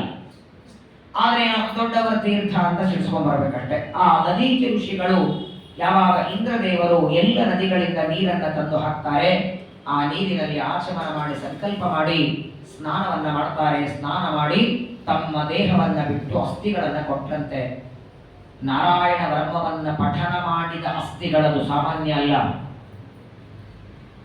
ಅಸ್ಥಿಗಳನ್ನ ಇಂದ್ರದೇವರು ತಂದು ಅದರಿಂದ ವಜ್ರಾಯುಧ ಮಾಡಿ ಆ ವಜ್ರಾಯುಧದಲ್ಲಿ ದೇವರು ಸನ್ನಿಧಾನ ಇಡುತ್ತಾರೆ. ಮತ್ತೆ ವೃತ್ರಾಸುರನನ್ನ ಯುದ್ಧಕ್ಕೆ ಕರೀತಾನೆ. ವೃತ್ರಾಸುರನಿಗೂ ಇಂದ್ರನಿಗೂ ಮತ್ತೆ ಘನಘೋರ ಯುದ್ಧ ಪ್ರಾರಂಭ ಆಯಿತು. ಆದರೆ ಮೊದಲನೇ ಸಲ ಯುದ್ಧ ಮಾಡುವಾಗ ಅವ ವಜ್ರಾಯುಧ ತಗೊಳ್ಳಿಲ್ಲ, ಬೇರೆ ಅಸ್ತ್ರಗಳಿಂದ ಯುದ್ಧ ಮಾಡ್ತಾನೆ. ಕೊನೆಗೆ ವೃತ್ರಾಸುರ ಸಾಯದಿದ್ದಾಗ ದಧೀಚಿ ಋಷಿಗಳ ಅಸ್ಥಿಯಿಂದ ಮಾಡಿದ ವಜ್ರಾಯುಧ ಇಂದ್ರ ಯಾವಾಗ ಕೈಯಲ್ಲಿ ತಗೊಳ್ತಾನೆ, ಆಗ ಕೈ ಜೋಡಿಸಿ ಪ್ರಾರ್ಥನೆ ಮಾಡ್ತಾನೆ. ವೃತ್ರಾಸುರ ಹೊಡಿ ಅಂತಾನೆ. ಆ ವಜ್ರಾಯುಧದಿಂದ ಹೊಡೆಸ್ಕೊಳ್ಳುವುದಕ್ಕೂ ಪುಣ್ಯ ಬೇಕಪ್ಪ. ಏಕಾದಶಿ ಉಪವಾಸ ಮಾಡಿ ಪ್ರತಿನಿತ್ಯ ಗಾಯತ್ರಿ ಜಪ ಮಾಡುವ ಒಬ್ಬ ಬ್ರಾಹ್ಮಣನ ಪಾದದ ನೀರು ತಲೆಗೆ ಹಾಕೊಂಡ್ರೇನೆ ಆಪದ್ಘನದ್ವಾಂತ ಸಹಸ್ರ ಭಾನವ ಸಮೀಹಿತಾರ್ಥಾರ್ಪಣ ಕಾಮಧೇನವಃ ಸಮಸ್ತ ತೀರ್ಥಾಂಬು ಪವಿತ್ರ ಮೂರ್ತಯೋ ರಕ್ಷಂತು ಮಾಂ ಬ್ರಾಹ್ಮಣ ಪಾದ ಪಂಸವಃ. ಬ್ರಾಹ್ಮಣನ ಪಾದದ ಧೂಳಿ, ಪಾದದ ನೀರೇ ಉದ್ಧಾರ ಮಾಡುತ್ತೆ. ಅಂಥದ್ರೊಳಗೆ ಸಾವಿರಾರು ವರ್ಷ ನಾರಾಯಣ ವರ್ಮ ವಿದ್ಯೆಯನ್ನ ಪಠನ ಮಾಡಿ ಅದರಿಂದ ಪವಿತ್ರವಾದ ಅಸ್ಥಿಗಳು, ಅದರಿಂದ ಮಾಡಿದ ವಜ್ರಾಯುಧ ಹೊಡೆಸ್ಕೊಳ್ಳೋದಕ್ಕೂ ಪುಣ್ಯ ಬೇಕು. ಇಂದ್ರ ಅವಶ್ಯ ಹೊಡಿ ನನ್ನ ತಲೆ ಮೇಲೆ ಅಂತ ಬಾಗುತ್ತಾನೆ ತಾನೇ. ಇಂದ್ರದೇವರಿಗೆ ಸಮಸ್ಯೆ ಆಯ್ತು, ಹೊಡಿಬೇಕೋ ಬೇಡೋ ಅಂತ. ಯಾಕಂದ್ರೆ ಶರಣಾಗತರಾಗಿ ಬಂದವರ ಮೇಲೆ ಕೈ ಮಾಡಬಾರದು, ಯಾರೇ ಇರಲಿ. ತಾನಾಗಿ ತಾನು ವೃತ್ರಾಸುರ ಶರಣಾಗಿದ್ದಾನೆ. ಆದರೆ ಭಗವಂತನ ಸಂಕಲ್ಪ, ದೇವರ ಆಜ್ಞೆಯಂತೆ ಆ ವಜ್ರಾಯುಧದಿಂದ ವಜ್ರಾಸುರನನ್ನು ಸಂಹಾರ ಮಾಡಿಬಿಡುತ್ತಾನೆ ಇಂದ್ರ. ಆದರೆ ಪರೀಕ್ಷಿತರು ಶುಕಾಚಾರ್ಯ ಕೇಳ್ತಾರಲ್ಲ ಸ್ವಾಮಿ, ಅವನನ್ನ ಅಸುರ ಅಂತೀರಿ, ಆ ವಜ್ರಾಸುರನಿಗೆ ಇದು ದಧೀಚಿ ಋಷಿಗಳ ಅಸ್ಥಿಯಿಂದ ಮಾಡಿದ್ದು, ಇದರಲ್ಲಿ ದೇವರ ಸನ್ನಿಧಾನ, ಈ ವಜ್ರಾಯುಧದಿಂದ ಹೊಡೆಸ್ಕೊಂಡ್ರೆ ಸದ್ಗತಿ ಆಗತ್ತೆ ಅನ್ನುವ ಜ್ಞಾನ ಒಬ್ಬ ಅಸುರನಿಗೆ ಹೇಗೆ ಬರಲಿಕ್ಕೆ ಸಾಧ್ಯ? ಒಬ್ಬ ಸಜ್ಜನನಿಗೆ ಇದು ಬರಬಹುದು, ಅವರಿಗೆ ಬರೋದು ಕಷ್ಟ. ಸಜ್ಜನನಿಗೇನೆ ಜ್ಞಾನಿಗಳಿಗೇನೆ ಅದರ ಬಗ್ಗೆ ಭಾವನೆ ಬರಲ್ಲ. ಅಸುರ ಜಾತಿಯಲ್ಲಿ ಹುಟ್ಟಿದ ಒಬ್ಬ ಅಸುರನಿಗೆ ಇದರಿಂದ ಹೊಡೆಸ್ಕೊಂಡ್ರೆ ಸದ್ಗತಿ ಆಗತ್ತೆ ಅನ್ನೋ ಭಾವನೆ ಬಂತ ಹೇಗೆ ಅಂತ ಪರೀಕ್ಷಿತರು ಕೇಳಿದಾಗ ಶುಕಾಚಾರ್ಯ ಹೇಳ್ತಾರೆ, ಈ ವೃತ್ರಾಸುರ ಹಿಂದಿನ ದೇಶದಲ್ಲಿ ಇವನೊಬ್ಬ ದೊಡ್ಡ ರಾಜ ಇದ್ದಪ್ಪ, ಭಾರೀ ದೊಡ್ಡ ರಾಜ, ಚಿತ್ರಕೇತು ಅಂತ ಇವನಿಗೆ ಹೆಸರು. ಇವನು ರಾಜ್ಯದಲ್ಲಿ ವಿವಾಹ ಮಾಡಿಕೊಂಡಿದ್ದ. ಸಾಮಾನ್ಯವಾಗಿ ಹಿಂದೆಲ್ಲ ನೀವು ರಾಜರ ಕಥೆ ಕೇಳಿರಿ, ರಾಜರಿಗೆ ಒಬ್ಬ ಹೆಂಡತಿಯಲ್ಲಿ ಸಂತಾನ ಆಗಲಿಲ್ಲ ಅಂದ್ರೆ ಇನ್ನೊಂದು ಮಾಡ್ಕೋತಿದ್ರು, ಅವಳಲ್ಲೂ ಆಗಿಲ್ಲ ಅಂದ್ರೆ ಮೂರನೇದು ಮಾಡ್ಕೊಳ್ಬೇಕು. ದಶರಥನಿಗೆ 333 ಜನ ಇದ್ರು. ಕಥೆ ಹೇಳೋದು ಮೂವರದೇ, ಸುಮಿತ್ರಾ, ಕೌಸಲ್ಯ, ಕೈಕೇಯಿ. ಶ್ರೀರಾಮಚಂದ್ರ ವನವಾಸಕ್ಕೆ ಹೋಗುವಾಗ 333 ಜನ ತಾಯಿಯಂದ್ರೆ ನಮಸ್ಕಾರ ಮಾಡೋದು, ಸೊಂಟ ಬಿದ್ದೋಯ್ತದ. ಈಗ 300 ಜನ ನಿಂತ್ಕೊಳ್ಳಿ, ಒಂದೇ ನಮಸ್ಕಾರ ಅಲ್ಲ ನಾವು ಮಾಡ್ತೀವಲ್ಲ, ಎಲ್ಲ ಹಿರಿಯರು ಒಂದ್ ಕಡೆ ಬಂದ್ಬಿಡಿ, ಅಲ್ಲ ಪ್ರತ್ಯೇಕ ಒಬ್ಬೊಬ್ಬರಿಗೆ ಸಾಷ್ಟಾಂಗ ಹಾಕ್ತಿದ್ದ ಅಂತ ರಾಮ. ಹಂಗೆ ಸಾಮಾನ್ಯವಾಗಿ ರಾಜರು ಅನೇಕ ಜನ ಮಡದಿಯರನ್ನ ವಿವಾಹ ಮಾಡ್ಕೊಳ್ತಿದ್ರು. ಈ ಚಿತ್ರಕೇತು ರಾಜ ಎಷ್ಟು ವಿವಾಹ ಮಾಡ್ಕೊಂಡಿದ್ದ ಗೊತ್ತಾ? ನಿನ್ನೆ 10,000 ಜನ ಮಕ್ಕಳು ಅಂದ್ರೆ ನಕ್ಕು ಬಿಟ್ರೆ ನೀವು. ಈ ವಕ್ರಾಸುರ ಹಿಂದಿನ ಜನ್ಮದಲ್ಲಿ ಚಿತ್ರಕೇತು ರಾಜ ಆದಾಗ 1 ಕೋಟಿ ಜನರನ್ನ ವಿವಾಹ ಮಾಡ್ಕೊಂಡಿದ್ದಾನೆ. ನೀವೆಲ್ಲ ಅಂತಾರೆ ಹೆಂಗ್ರಿ ಮೇಂಟೈನ್ ಮಾಡ್ತಿದ್ದ? ಒಂದೇ ಮೇಂಟೈನ್ ಮಾಡ್ಲಿಕ್ಕೆ ಆಗ್ತಿಲ್ಲ ನಮಗೆ, ಖಂಡಿತ. ಆಮೇಲೆ ಬೆಟ್ಟ ಆಗಿಲ್ಲ ಮನೆಯವರಿಗೆ. ಕೋಟಿ ಜನರನ್ನ ವಿವಾಹ ಮಾಡಿಕೊಂಡಿದ್ದ. ಆದರೆ ಚಿತ್ರಕೇತು ರಾಜನ ರಾಜ್ಯದಲ್ಲಿ ಯಾವುದಕ್ಕೂ ಕೊರತೆ ಇಲ್ಲ. ಆನೆ, ಕುದುರೆ, ಬೆಳ್ಳಿ, ಬಂಗಾರ, ರತ್ನ, ಮುತ್ತು ಬೇಕಾದಷ್ಟು ಸಂಪತ್ತು, ಪ್ರಾರಬ್ಧ ಕರ್ಮ. ಕೋಟಿ ಜನರು ವಿವಾಹ ಮಾಡಿಕೊಂಡ ಸಂತಾನ ಯಾರಲ್ಲೂ ಆಗಿಲ್ಲ. ಒಬ್ಬ ಹೆಂಡತಿಯಲ್ಲೂ ಸಂತಾನ ಇಲ್ಲ. ಉಳಿದೆಲ್ಲ ಸಂಪತ್ತು ಸಮೃದ್ಧವಾಗಿದೆ. ಏನ ದೈವ ಸಂಕಲ್ಪ ಗೊತ್ತಿಲ್ಲ, ಪ್ರತಿನಿತ್ಯ ಜಪ, ಅವನು ಮಾಡದೇ ಇದ್ದ ಪ್ರಯತ್ನ ಇಲ್ಲ. ಸಂತಾನಕ್ಕಾಗಿ ಏನ ಯಜ್ಞ, ಹೋಮ, ತಪಸ್ಸು, ಪಾರಾಯಣ, ಜಪ ಎಲ್ಲ ಮಾಡಿದ್ದಾರೆ. ಕೊನೆಗೆ ಒಂದು ದಿನ ಸೋತು ಹೋಗಿಬಿಟ್ಟ ಚಿತ್ರಕೇತು ರಾಜ. ಏನಪ್ಪ ವಯಸ್ಸಾಗ್ತಾ ಬಂತಲ್ಲ, ಮುಂದೇನು? ಸತ್ತ ಮೇಲೆ ಕೊನೆ ಬೆಂಕಿ ಹಚ್ಚಿ ಪೀಠ ಇಡ್ಲಿಕ್ಕೆ ಒಬ್ರು ಬೇಕಲ್ಲ. ಬಹಳ ವರ್ಷಗಳಾಗಿ ಮಕ್ಕಳಾಗದಿದ್ದಾಗ ಒಂದು ದಿನ ಚಿತ್ರಕೇತು ರಾಜನ ರಾಜ್ಯಕ್ಕೆ ಒಬ್ಬ ಜ್ಞಾನಿಗಳು, ಋಷಿಗಳ ಬರ್ತಾರೆ. ಅಂಗಿರ ಅಂತ ಅವರ ಹೆಸರು. ಬ್ರಹ್ಮದೇವರ ಮುಖದಿಂದ ಹುಟ್ಟಿದವರು ಅಂಗಿರ ಋಷಿಗಳು. ಇವನೇನು ಫೋನ್ ಮಾಡಿರಲಿಲ್ಲ, ಪತ್ರ ಹಾಕಿರಲಿಲ್ಲ, ಅಕಸ್ಮಾತ್ ಆಗಿ ಬರ್ತಾರೆ. ಹಿಂದಿನ ಕಾಲದಲ್ಲಿ ಋಷಿಗಳು, ಮುನಿಗಳು, ಬ್ರಾಹ್ಮಣರು, ಗೃಹಸ್ಥರ, ಯಜಮಾನರ ಮನೆಗೆ ಅವ್ರು ಕರೆದಾಗಲ್ಲ, ಒಂದು ವಾರಕ್ಕೆ ಅವರೇ ಬಂದು ಹೋಗೋರಂತೆ. ಬಹಳ ದಿನ ಆಯ್ತು ನಿಮ್ಮ ನೋಡಿಲ್ಲ, ಆರೋಗ್ಯ ಹೇಗಿದೆ ಅಂತ ಮಾತಾಡಿಸ್ಲಿಕ್ಕೆ ಬರ್ತಿದ್ರಂತೆ. ಇವಾಗ ಯಾರು ಆಚಾರ್ಯ ನಿಮ್ಮ ಮನೆಗೆ ಬರ್ಬೇಕು, ಏನ್ ಬೇಡ ಆಚಾರ್ಯ ನೀವೆಲ್ಲ ಸಂಘದಲ್ಲಿ ಬನ್ನಿ, ಅಲ್ಲೇ ಭೇಟಿ ಆಗೋಣ, ಮನೆಗೆ ಬರೋ ಪ್ರಯತ್ನನೇ ಮಾಡಬೇಡಿ. ಮತ್ತೆ ನೀವು ಹಾಲು ಕೂಡಲ್ಲ, ಎಲ್ಲಿ ಕೂಡಲ್ಲ, ಇಲ್ಲಿವರೆಗೆ ಎಲ್ಲಿ ಕಿರಿಕಿರಿ ಬರೋದೇ ಬೇಡ. ಹಾಗಾಗಿ ಮನೆಯಲ್ಲಿ ನೋಡಿ, ಮನೆಯಲ್ಲಿ ನೆಮ್ಮದಿ ಶಾಂತಿ ಬರೋದೇ ಜ್ಞಾನಿಗಳು ಬ್ರಾಹ್ಮಣರ ಪಾದ ಧೂಳಿ ಬಿದ್ರೆ. ಆ ಪಾದ ಧೂಳಿ ಬೀಳ್ಲಿಕ್ಕೆ ಅವಕಾಶ ಇರೋದೇ 2. ಏನೋ ಒಂದು ಶ್ರಾದ್ದ ಕರ್ಮ ಮಾಡಿಸ್ಲಿಕ್ಕೆ ಬರಬೇಕು, ಲಗ್ನ ಮುಂಜಿ ಮಾಡಿಸ್ಲಿಕ್ಕೆ ಆಚಾರ ಬರಬೇಕು, ಮದುವೆ ಮುಂಜುವೆ, ಚುಟ್ಟ ಚಾವಳ, ಕಲ್ಯಾಣ ಮಂಟಪ, ಶ್ರಾದ್ದ ಪಕ್ಷ, ರಾಯರ ಮಠ. ಮನೆಗೆ ಆಚಾರ ಬರೋ ಸಮಸ್ಯೆನೇ ಇಲ್ಲ. ಸತ್ಯ ಹಾಕಿ ಮನೆಯಲ್ಲಿ ನೆಮ್ಮದಿ ಬರ್ತದೆ. ಅಸಮಾಧಾನ, ಕಿರಿಕಿರಿಗಳು ಯಾಕೆ ಬರಬಾರದು ಮನೆಯಲ್ಲಿ ಹೇಳಿ? ಆಗಾಗ ಬರಬೇಕಂತ ನೀವು ನೋಡಿಬೇಕಾದ್ರೆ ನಾಳೆಯಿಂದ ಪ್ರಯತ್ನ ಮಾಡಿ. ವಾರಕ್ಕೆ ನಮ್ಮ ಗೋವರ್ಧನ್ ಅವರಿಗೆ ಗೊತ್ತಿದೆ, ಬೆಂಗಳೂರು, ಮುಂಬೈಯಲ್ಲಿ ಮುಷ್ಟಿ ಫಂಡ್ ಅಂತ ಈಗಲೂ ಇದೆ. ನಾವೆಲ್ಲ ವಿದ್ಯಾಪೀಠದಲ್ಲಿದ್ದಾಗ ಮುಷ್ಟಿ ಫಂಡ್ ಪ್ರತಿ ಶನಿವಾರ ಎಲ್ಲ ಗೃಹಸ್ಥರ ಮನೆಗೆ ಹೋಗಿ ಅಲ್ಲಿ ಮುಷ್ಟಿ ಫಂಡ್ ಅಂದ್ರೆ ಒಂದು ಅಕ್ಕಿ ಬೇಳೆ ಹಾಕೋರು, ಒಂದು ಮಂತ್ರ ಹೇಳಿ ಆಶೀರ್ವಾದ ಮಾಡಿ ಬರಬೇಕು. ನೀವು ನೋಡಿಬೇಕಾದ್ರೆ ಒಬ್ಬ ಬ್ರಾಹ್ಮಣ ನಿಮ್ಮ ಮನೆಗೆ ಕಾಲಿಡ್ಲಿ, ವಾರಕ್ಕೋ ತಿಂಗಳಿಗೋ ಅವ್ರೇನ್ ಮಾಡೋದು ಬೇಡ, ಬಂದು 2 ಮಂತ್ರ ಹೇಳಿ ನಿಮ್ಮ ತಲೆ ಮೇಲೆ ಆಶೀರ್ವಾದ ಮಾಡಿ ಹೋಗಿ. ನಿಮ್ಮ ಮನೆಯಲ್ಲಿಯ ಸಮಸ್ಯೆಗಳು ಹೇಗೆ ದೂರ ಆಗತ್ತೆ ನೋಡಿ. ಅದು ಸಾಲದ ಬಾಧೆ ಇರಬಹುದು, ಮಕ್ಕಳ ಬಾಧೆ ಇರಬಹುದು, ಅಸಮಾಧಾನ, ಕಿರಿಕಿರಿ, ಜಗಳ ಮಾಯಾಗಿ ಹೋಗುತ್ತೆ. ಬ್ರಾಹ್ಮಣ ಅಂದ್ರೆ ಇನ್ಯಾರಲ್ಲ, ಬ್ರಾಹ್ಮಣೋಸ್ಯ ಮುಖಮಾಸಿ, ದೇವರ ಬಾಯಿಂದ ಹುಟ್ಟಿದವ. ವೇದಗಳ ಅಧ್ಯಯನವನ್ನ, ಶಾಸ್ತ್ರಗಳ ಅಧ್ಯಯನ ಮಾಡಿ ನಿರಂತರ ದೇವರಲ್ಲಿ ಮನಸ್ಸಿಟ್ಟ ಒಬ್ಬ ವ್ಯಕ್ತಿಗಳು ಮನೆಗೆ ಬಂದ್ರೆ ಸಾಕಂತೆ. ಅಂಥದ್ರೊಳಗೆ ಬ್ರಹ್ಮದೇವರ ಮಕ್ಕಳು ಹೇಳದೆ, ತಾನು ಆಮಂತ್ರಣ ಕೊಡದೆ ಬಂದಿದ್ದಾರೆ. ಅಂಗಿರ ಋಷಿಗಳನ್ನ ಸ್ವಾಗತ ಮಾಡ್ತಾನೆ ಚಿತ್ರಕೇತು ರಾಜ. ಅರ್ಘ್ಯಪಾದ್ಯಗಳಿಂದ ಪೂಜೆ ಮಾಡಿದ. ಒಂದೇ ಪ್ರಶ್ನೆ ಕೇಳಿದ್ರಂತೆ ಚಿತ್ರಕೇತು ರಾಜನಿಗೆ, ಆರೋಗ್ಯ ಹೇಗಿದೆ? ಅಕಸ್ಮಾತ್ ಆಗಿ ಯಾರಾದರೂ ದೊಡ್ಡವರು ಹೇಗಿದ್ದಿ, ಚೆನ್ನಾಗಿದ್ದಿ ಅಂತ ಕೇಳಿದರೆ ಬರಬೇಕಾದ ರೋಗನು ಬರಲ್ಲಂತೆ. ಯಾಕಂದ್ರೆ ಅವ್ರು ಕೇಳಿದ್ದಕ್ಕೆ ಇಂದಿರಾಪತಿ ಇವರ ಅಂದವಚನವ ನಿಜಕ್ಕೆ ತಂದು ತೋರ್ಪನು. ಅವ್ರು ಮಾತಾಡಿಸಿದ್ದಕ್ಕೆ ಆರೋಗ್ಯ ಕೊಡಬೇಕಾಗತ್ತೆ ದೇವರಿಗೆ. ದೊಡ್ಡವರು ಚೆನ್ನಾಗಿದ್ದಿ ಅಂತ ಕೇಳಿದರು, ಬರಬಹುದಾದರೂ ಆ ರೋಗ ಬರದೇ ಇಲ್ಲ ನೋಡ್ಕೋಬೇಕು ದೇವರು. ಚಿತ್ರಕೇತು ರಾಜ ಅರ್ಘ್ಯಪಾದ್ಯಗಳಿಂದ ಪೂಜೆ ಮಾಡ್ತಾರೆ. ಕೊನೆಗೆ ಅಂಗಿರ ಋಷಿಗಳ ಮುಖ ನೋಡಿ, ಏಕೋ ನಿನ್ನ ಮುಖದಲ್ಲಿ ಚಿಂತೆ ಕಾಣ್ತಾ ಇದೆಯಲ್ಲ. ಪ್ರಪಂಚದಲ್ಲಿ ಮನಸ್ಸಿನಲ್ಲಿದ್ದದ್ದು ಇನ್ನೊಬ್ಬರ ಒಂದು ಹೇಳೋದಕ್ಕೆ ಸಂಕೋಚ ಆಗತ್ತೆ. ಇಬ್ಬರ ಮುಂದೆ ಸಂಕೋಚ ಪಡಬಾರದು. ಒಂದು ಜನ್ಮ ಕೊಟ್ಟ ತಾಡಿ, ಇನ್ನೊಂದು ವಿದ್ಯೆ ಕೊಟ್ಟ ಗುರುಗಳು, ಅವ್ರ ಮುಂದೆ ಸುಳ್ಳು ಮಾತಾಡಬಾರದು. ಏನಾಗಿದೆ ಹೇಳು? ಅಂಗಿರ ಋಷಿಗಳು ಕೇಳ್ತಾರೆ. ಆಗ ಚಿತ್ರಕೇತು ರಾಜನ ಕಣ್ಣಲ್ಲಿ ನೀರು ಬರ್ತದೆ. ಏನ್ ಹೇಳಿ ಸ್ವಾಮಿ, ದೇವರ ಅನುಗ್ರಹ, ಯಾವ ಸಂಪತ್ತಿಗೂ ಕೊರತೆ ಇಲ್ಲ, ಸಂತಾನ ಇಲ್ಲ, ಎಲ್ಲ ಉಪಾಯ ಮಾಡಿ ಆಯಿತು. ಅಷ್ಟೇನಾ ಅಂದ್ರೆ ಇವನು ಅದನ್ನೇ ಟೆನ್ಷನ್ ಮಾಡ್ಕೊಂಡು ಕೂತಿದ್ದ. ನೋಡಿ ಗುರುಗಳ ಅನುಗ್ರಹ ಹೇಗಿರತ್ತೆ. ಆಗಿಂದಾಗ ಒಂದಿಷ್ಟು ಅಕ್ಕಿಯನ್ನ ಅಭಿಮಂತ್ರಣ ಮಾಡಿ ಕೈಗೆ ಕೊಟ್ಟಂತ, ಇದನ್ನು ಅನ್ನ ಮಾಡಿ ಹೆಂಡತಿ ಕೊಡು, ಸಂತಾನ ಆಗತ್ತೆ. ಸಮಸ್ಯೆನೇ ಪರಿಹಾರ ಆಯ್ತು. ಮೊದಲೇ ಕಳಿಸ್ಲಿಲ್ಲ ಇವರಿಗೆ ಅಂತಾನವ. ನಮ್ದೆಲ್ಲ ಹಂಗೆ ಇರ್ತದೆ. ಮೊದಲೊಂದು 6 ವರ್ಷ 7 ವರ್ಷ ಟೆನ್ಷನ್ ಮಾಡ್ಕೊಂಡು ಕೊನೆಗೊಬ್ಬರು ಆಚಾರ ಹತ್ರ, ಅಯ್ಯೋ ಮೊದಲೇ 6 ವರ್ಷ ಮೊದಲೇ ಬರಬಾರ್ದಿತ್ತ ಅಂತಾನೆ. ಎಷ್ಟು ಸರಳವಾಗಿ ಪರಿಹರಿಸಿಬಿಟ್ರು ನೋಡಿ ಅವರು.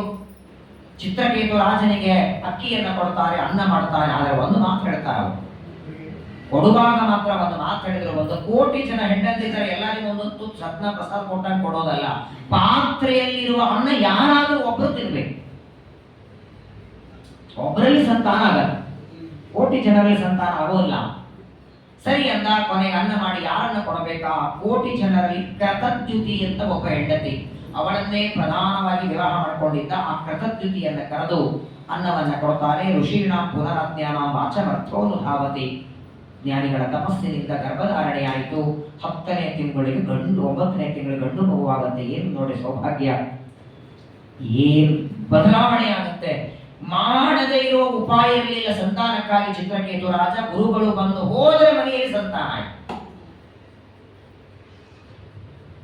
ಎಷ್ಟೋ ವರ್ಷಗಳಾದ ಮೇಲೆ ತನಗೆ ಸಂತಾನ ಆಗಿದೆ.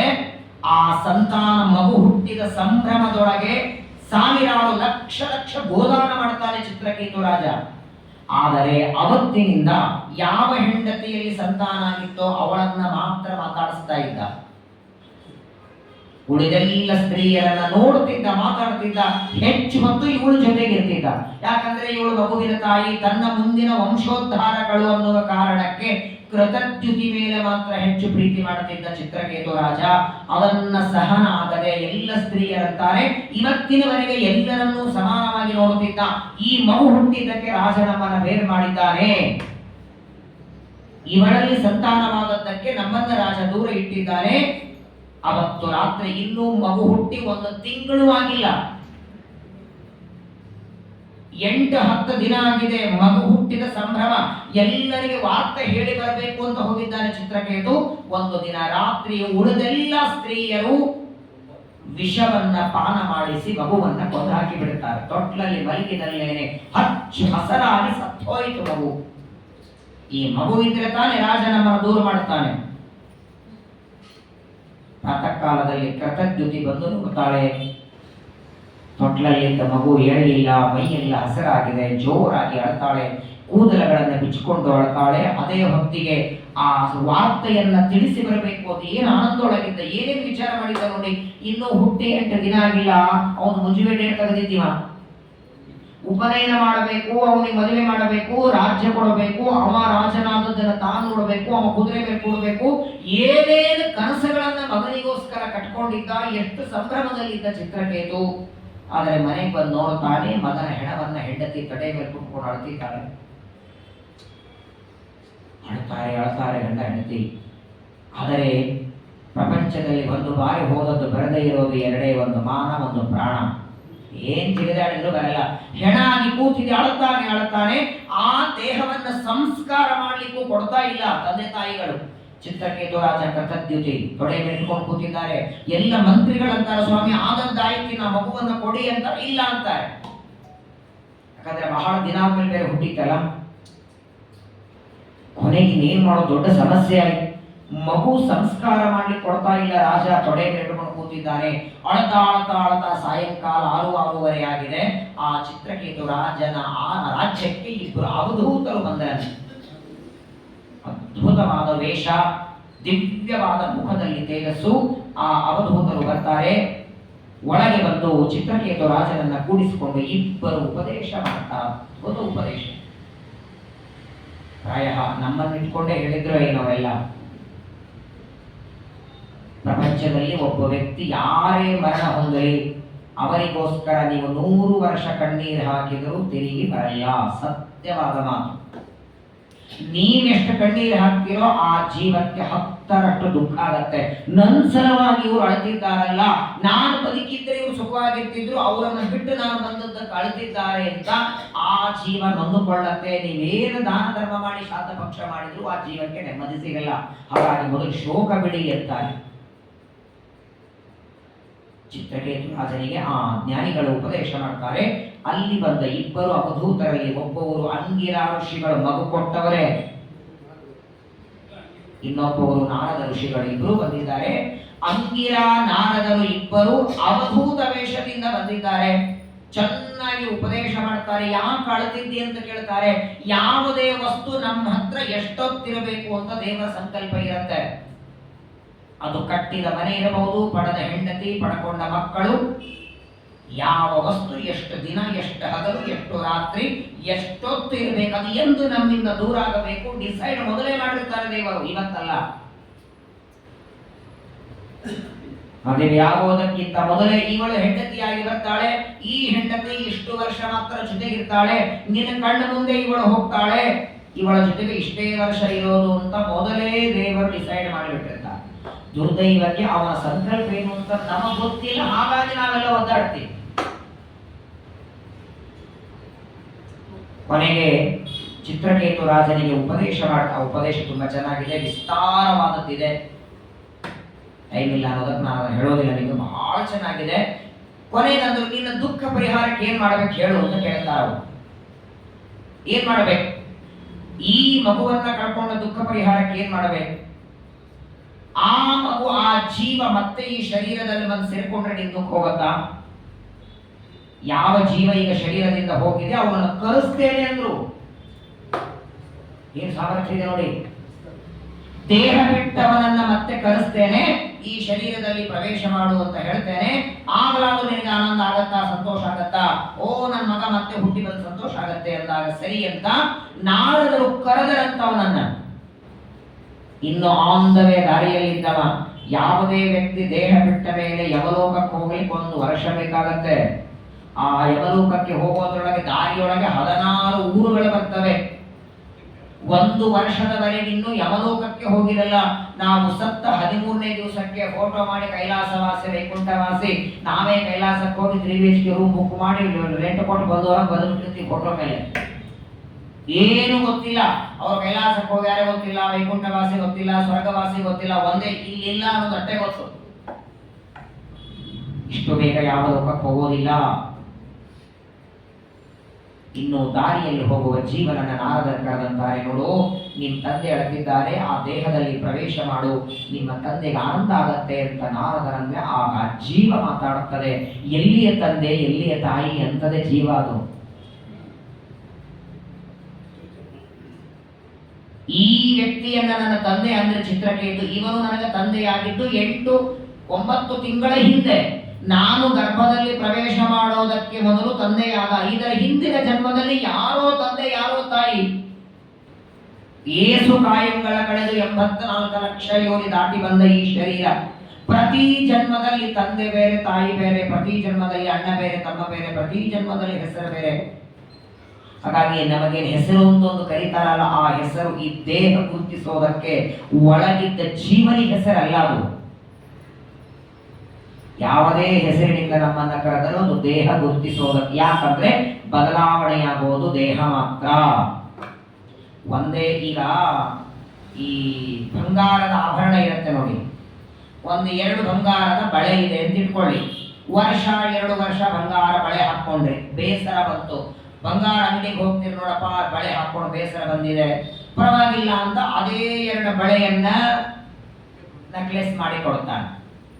2 ವರ್ಷ ಹಾಕೊಂಡ್ರಿ, ಮತ್ತು ಬಂದು ಹೇಳಿದ್ರೆ ಬೇಸರ ಆಗಿದೆ, ಇನ್ನೊಂದು ಆಭರಣ. ಆಭರಣಗಳು ಚೇಂಜ್ ಆಗತ್ತೆ, ಬಂಗಾರ ಒಂದೇ ಬಂಗಾರ ಬಳೆ ಆಗತ್ತೆ, ಅದೇ ಬಂಗಾರ ಸರ ಆಗತ್ತೆ, ಅದೇ ಬಂಗಾರ ನೆಕ್ಲೆಸ್ ಆಗತ್ತೆ. ಹಾಗೆ ಜೀವ ಒಬ್ಬನೇ, ಶರೀರ ಮಾತ್ರ ಬದಲಾವಣೆ ಆಗ್ತಾ ಹೋಗುತ್ತೆ. ಒಮ್ಮೆ ಹಂದಿ ಆಗ್ತಾನೆ, ನಾಯಿ ಆಗ್ತಾನೆ, ಎಮ್ಮೆ, ಸೊಳ್ಳೆ, ಮೊಸಳೆ, ಮೀನು, ತಿಮಿಂಗಿಲ, ಆಕಳು, ಸಿಂಹ, ಹುಲಿ, ಚಿಂತ, ಏನೇನು ಪ್ರಾರಬ್ಧದಿಂದ ಹುಟ್ಟಬೇಕೋ ಹುಟ್ಟುತ್ತಾನೆ. ಪ್ರತಿ ಜನ್ಮದಲ್ಲಿ ತಂದೆ ಬೇರೆ ತಾಯಿ ಬೇರೆ, ಇವರೆಲ್ಲಿಂದ ತಾಯಿ, ನಾನೆಲ್ಲಿಂದ ತಂದೆ. ಅಷ್ಟಕ್ಕೂ ಈ ಶರೀರದಲ್ಲಿ ಪ್ರವೇಶ ಮಾಡಿದರೆ ಇವರಿಗೆ ಆನಂದ ಆಗತ್ತೆ ಅಂತೆಲ್ಲ ಒಂದು ಮಾತು ಸತ್ಯ. ಪ್ರಪಂಚದಲ್ಲಿ ಯಾರ ದುಃಖಕ್ಕೆ ಯಾರು ಕಾರಣ ಅಲ್ಲ, ಯಾರ ಸುಖಕ್ಕೆ ಯಾರು ಕಾರಣ ಅಲ್ಲ. ಇದು ಗಟ್ಟಿಯಾದ ಮಾತು, ಬಹಳ ಗಟ್ಟಿ ಮಾತಿದು, ನಿಜ. ತಂದೆ ತಾಯಿ, ಅಣ್ಣ ತಮ್ಮ, ಹೆಂಡತಿ ಒಂದು ಕಡೆಗಿರ್ತಾರೆ, ಜೋಡಿ ಮೇಲೆ ಇರ್ತಾರೆ. ಯಾರೋ ಹೋದ್ರೆ ದುಃಖ ಆಗತ್ತೆ, ಹೆಂಡತಿ ಗಂಡ ಯಾರೋ ಹೋದ್ರೆ ದುಃಖ ಬಿಡ್ರಿ. ಯಾರೋ 4 ದಿನ ಮನೆಯಲ್ಲಿ ಇರೋದಕ್ಕೆ ಬಂದವ್ರು ಬಿಟ್ಟು ಹೋಗುವಾಗ ದುಃಖ ಆಗಲ್ವಾ? ಅಂಥದ್ರೊಳಗೆ ಕಟ್ಕೊಂಡ ಹೆಂಡತಿನೋ ಮಕ್ಕಳನ್ನು ಹೋಗುವಾಗ ದುಃಖ ಆಗತ್ತೆ. ಆದರೆ ನಾವು ದುಃಖ ಪಡೋದಕ್ಕೆ ಅವರು ಕಾರಣ ಅಲ್ಲ, ಅದಕ್ಕೂ ನಮ್ಮ ಕರ್ಮ. ಮನಃಪರ ಕಾರಣ ಮಾಮನಂತಿ ಸಂಸಾರ ಚಕ್ರಂ ಪರಿವರ್ತಯತ್ಯತ. ಏಕಾದಶಿ ಸ್ಕಂದ ಭಾಗವತದಲ್ಲಿ ಹೇಳ್ತಾರೆ, ಎಲ್ಲದಕ್ಕೂ ಕಾರಣ ತಂದೆಯಿಂದ, ಮಕ್ಕಳಿಂದ, ಹೆಂಡತಿಯಿಂದ. ಸುಖಕ್ಕೂ ಯಾರು ಹೊಣೆಗಾರರಲ್ಲ, ಅವರವರ ದುಃಖಕ್ಕೂ ಯಾರು ಹೊಣೆಗಾರರು. ಯಾರನ್ನೂ ಬಟ್ಟೆ ಮಾಡೋ ಹಾಗೆ ಇಲ್ಲ. ಅವರಿಂದ ದುಃಖ ಆಯಿತು, ಇವರಿಂದ ಸುಖ ಆಯಿತು, ನಮ್ಮ ನಮ್ಮ ಪ್ರಾಚೀನ ಕರ್ಮಗಳು, ಇವರೆಲ್ಲರೂ ನಿಮಿತ್ತ ಮಾತ್ರ ಅಷ್ಟೆ. ಈ ತಂದೆ ಇಲ್ಲ, ನಾನು ಮಗ ಅಲ್ಲ, ನಾನಿನ್ನು ಹೊರಡುತ್ತೇನೆ ಅಂತ ಹೊರಟು ಬಿಟ್ಟ ಅಂತ. ಆ ಜೀವ ಹೇಳಿದ ಮಾತನ್ನ ಕೇಳಿಸ್ಕೊಂಡಾಗ ನಾರದರಂತಾರೆ, ಈಗಲಾದ ತಲೆಗೆ ಬರ್ತೇನೋ, ಯಾವ ಮಗನನ್ನ ಇಟ್ಕೊಂಡು ಅಳ್ತಿದ್ಯಾ, ಅವನೇ ಹೇಳ್ದ ಬರಲ್ಲ ಅಂತ. ನಾರದ ಉಪದೇಶದಿಂದ ಚಿತ್ರಕೇತು ರಾಜ್ಯ ಬಿಟ್ಟ, ಎಲ್ಲ ಹೆಂಡಂದ್ರನ್ನ ಬಿಟ್ಟು ಅರಣ್ಯಕ್ಕೆ ಬರ್ತಾನೆ, ತಪಸ್ಸು ಮಾಡ್ತಾನೆ. ದೇವರ ದರ್ಶನ ಆಯಿತು. ದೇವರಂತಾನೆ, ನಿನಗೊಂದು ಪದವಿ ಕೊಡ್ತೇನೆ, ಗಂಧರ್ವ ಪದವಿ ಕೊಡ್ತೇನೆ. ಚಿತ್ರನ ತಾನು ದೊಡ್ಡ ಗಂಧರ್ವ ಆಗ್ತಾನೆ. ಆದರೆ ತಪಸ್ಸು ಮಾಡಿ ತಿರುಗಿ ಬರುವಾಗ ಕೈಲಾಸ ಪರ್ವತ ಮೇಲಿಂದ ಬರ್ತಿದ್ದ. ಪಾರ್ವತಿಯನ್ನ ತೊಡೆ ಮೇಲೆ ಕೂಡಿಸ್ಕೊಂಡು ರುದ್ರದೇವರು ಕೂತಿದ್ರು. ರುದ್ರದೇವರನ್ನ ನೋಡಿ ನಕ್ಕಿ ಬಿಡ್ತಾನೆ, ಏನ್ ಗಂಡ ಹೆಂಡತಿ ಇಷ್ಟು ಚೆನ್ನಾಗಿ ಕೂತಿದ್ದಾರೆ ಅಂತ. ರುದ್ರದೇವರಿಗೆ ಕೋಪ ಬಂತು. ಪಾರ್ವತಿ ಅಂತಾಳೆ, ನನ್ನ ಗಂಡನ ತೊಡೆ ಮೇಲೆ ನಾನು ಕೂತ್ರೆ ಇವನಿಗೆ ಸಮಸ್ಯೆ, ಕೂಡಿಸ್ಕೊಂಡವರಿಗೆ ಸಮಸ್ಯೆ ಇಲ್ಲ. ಆ ದಂಪತಿಗಳು ಯಾವಾಗಲೂ ಜೋಡಿ ಮೇಲೆ ಇರ್ತಾರೆ. ಯಾಕಂದ್ರೆ ಅವರ ಸ್ಮರಣೆ ಮಾಡಿದವರ ಜೋಡಿ ಮೇಲೆ ಚೆನ್ನಾಗಿರಲಿ ಅಂತ. ಉಮಾ ವೈವಾಕ್ ಸಮುದ್ದಿಷ್ಟ ಮನೋರುದ್ರ ಉದಾರತಃ ತದೇತನ್ ಮಿಥುನಂ ಜ್ಞಾತ್ವಾ ನದಾಪತ್ಯಾತ್ ವಿಹೀಯತೆ. ದಂಪತಿಗಳಲ್ಲಿ ಕಲಹ ಬರಬಾರದು ಅಂದ್ರೆ ಅನ್ಯೋನ್ಯ ದಂಪತಿಗಳನ್ನು ನೆನೆಸ್ಕೊಳ್ಬೇಕು. ಆ ಪಾರ್ವತಿ ದೇವಿಯನ್ನ ನೋಡಿ ನಕ್ಕಿದ್ದಕ್ಕೆ ಪಾರ್ವತಿ ಶಾಪ ಕೊಡ್ತಾಳೆ, ಮುಂದಿನ ಜನ್ಮದಲ್ಲಿ ಅಸುರನಾಗುವಂತ. ಆ ಚಿತ್ರಕೇತು ಪಾರ್ವತಿಯ ಶಾಪದಿಂದ ವೃತ್ರಾಸುರನಾಗಿ ಹುಟ್ಟಿ ಬಂದ. ಆದರೆ ಶಾಪ ಕೊಡುವಾಗ ಪ್ರಾರ್ಥನೆ ಮಾಡ್ತಾನೆ, ನಾನು ಅಸುರ ಜಾತಿಯಲ್ಲಿ ಹುಟ್ಟಿದರೂ ಈ ಜನ್ಮದಲ್ಲಿ ಓದಿದ ಜ್ಞಾನ ಮಾತ್ರ ಮರೆತು ಹೋಗಬಾರದು ನನಗೆ. ಜ್ಞಾನ ಮುಂದಿನ ಜನ್ಮದಲ್ಲೂ ಹಾಗೆ ಇರಬೇಕು, ನೆನಪಿರಬೇಕು ಅಂದಾಗ ತಥಾಸ್ತು ಅಂತ ಪಾರ್ವತಿ ಅಂತಾಳೆ. ಹಾಗಾಗಿ ವೃತ್ರಾಸುರನಾದಾಗಲೂ ಆ ವಜ್ರಾಯುಧದಲ್ಲಿ ದೇವರ ಸನ್ನಿಧಾನ, ಅದು ಸಾಕ್ಷಾತ್ ದಧೀಚಿ ಋಷಿಗಳ ಅಸ್ಥಿಯಿಂದ ಮಾಡಿದ್ದನ್ನುವ ಜ್ಞಾನ ಅಸುರ ಜಾತಿಯಲ್ಲಿ ಹುಟ್ಟಿದಾಗಲೂ ವೃತ್ರಾಸುರನಿಗೆ ಇತ್ತು. ಪಾರ್ವತಿಯ ಶಾಪದಿಂದ ಚಿತ್ರಕೇತು ರಾಜ ವೃತ್ರಾಸುರನಾದ ಕಥೆಯನ್ನ ಶುಕಾಚಾರ್ಯರು ಪರೀಕ್ಷಿತರಿಗೆ ನಿರೂಪಣೆ ಮಾಡಿದ ಮೇಲೆ ಪರೀಕ್ಷಿತರು ಒಂದು ಪ್ರಶ್ನೆ ಕೇಳ್ತಾರೆ, ಸ್ವಾಮಿ ಯಾಕೋ ನನ್ನ ತಲೆ ಕೆಡ್ತಿದೆ ಅಂತ. ಪರೀಕ್ಷಿತ ರಾಜರಿಗೆ ತಡ್ಕೊಳ್ಳಿಕ್ಕಾಗ್ತಿಲ್ಲ. ಸಮಪ್ರಿಯ ಸುಹೃತ್ ಬ್ರಹ್ಮನ್ ಭೂತಾನಾಂ ಭಗವಾನ್ ಸ್ವಯಂ ಇಂದ್ರಸ್ಯಾರ್ಥೇ ಕಥಂ ದೈತ್ಯಾನವದೀತ್ ವಿಷಮೋ ಯಥಾ. ಅಲ್ಲ ಸ್ವಾಮಿ, ಇಷ್ಟೊತ್ತಿನವರೆಗೆ ದೇವರ ಗುಣಗಾನ ಮಾಡ್ತಾ ಮಾಡ್ತಾ ದೇವರು ಎಲ್ಲ ಕಡೆಗೆ ಸಮಾನನಾಗಿದ್ದಾನೆ ಅಂದ್ರಿ. ಅವನೇ ಭಗವದ್ಗೀತೆಯಲ್ಲಿ ಸಮೂಹಂ ಅಂತ ಹೇಳ್ಕೊಂಡಿದ್ದಾನೆ.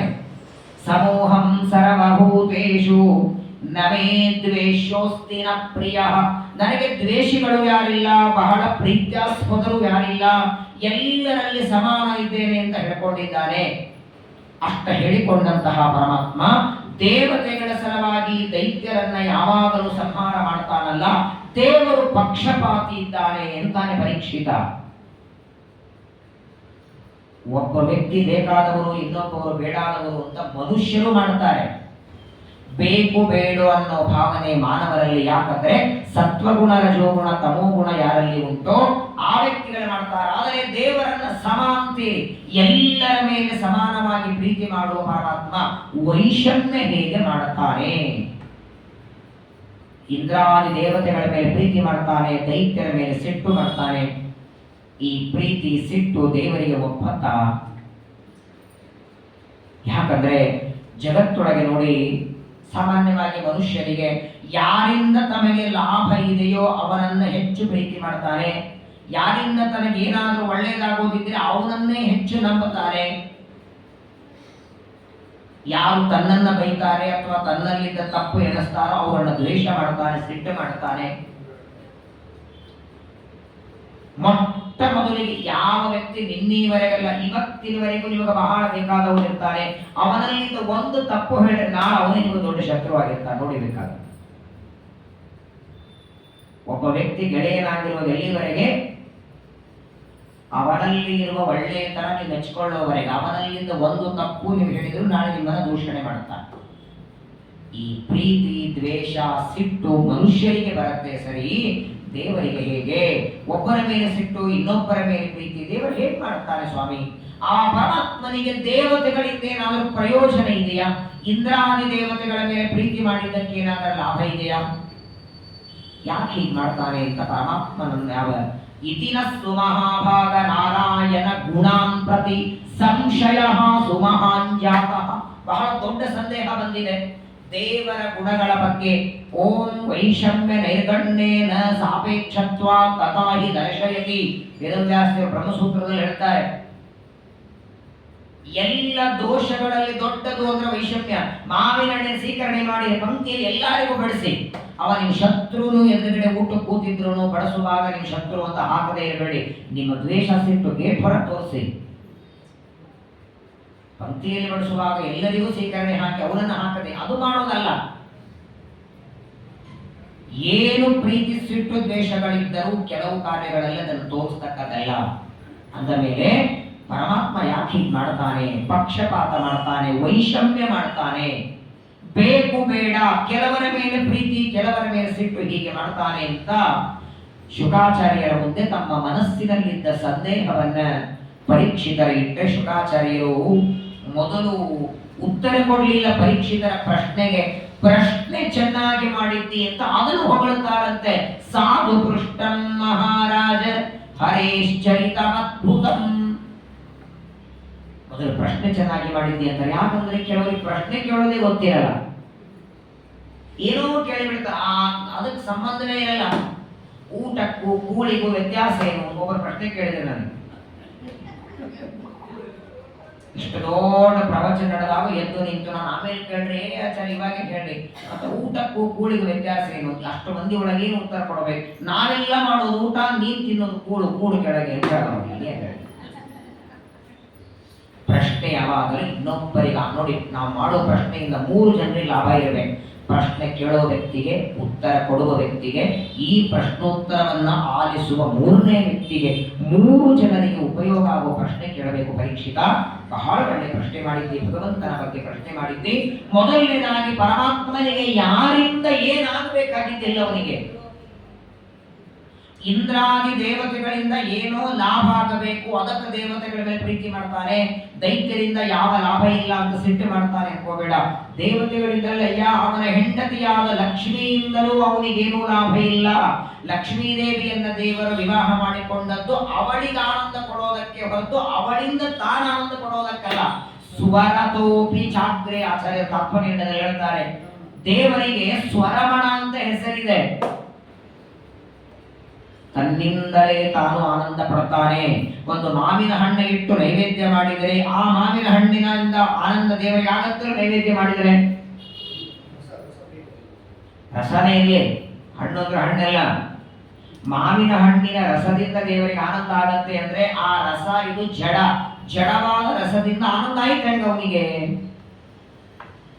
ಮಾವಿನ ಹಣ್ಣಿನಿಂದ ಆನಂದ ಅಲ್ಲ, ರಸದಿಂದಲೂ ಅಲ್ಲ, ಹಣ್ಣಿನಲ್ಲಿದ್ದ ತನ್ನ ರೂಪದಿಂದಲೇ ಎಲ್ಲೇ ನೋಡಿ ದೇವರು ಆನಂದ ಪಡ್ತಾನೆ. ತನ್ನಿಂದಲೇ ತಾನು ಆನಂದ, ಅದಕ್ಕೆ ಸ್ವರಮಣ.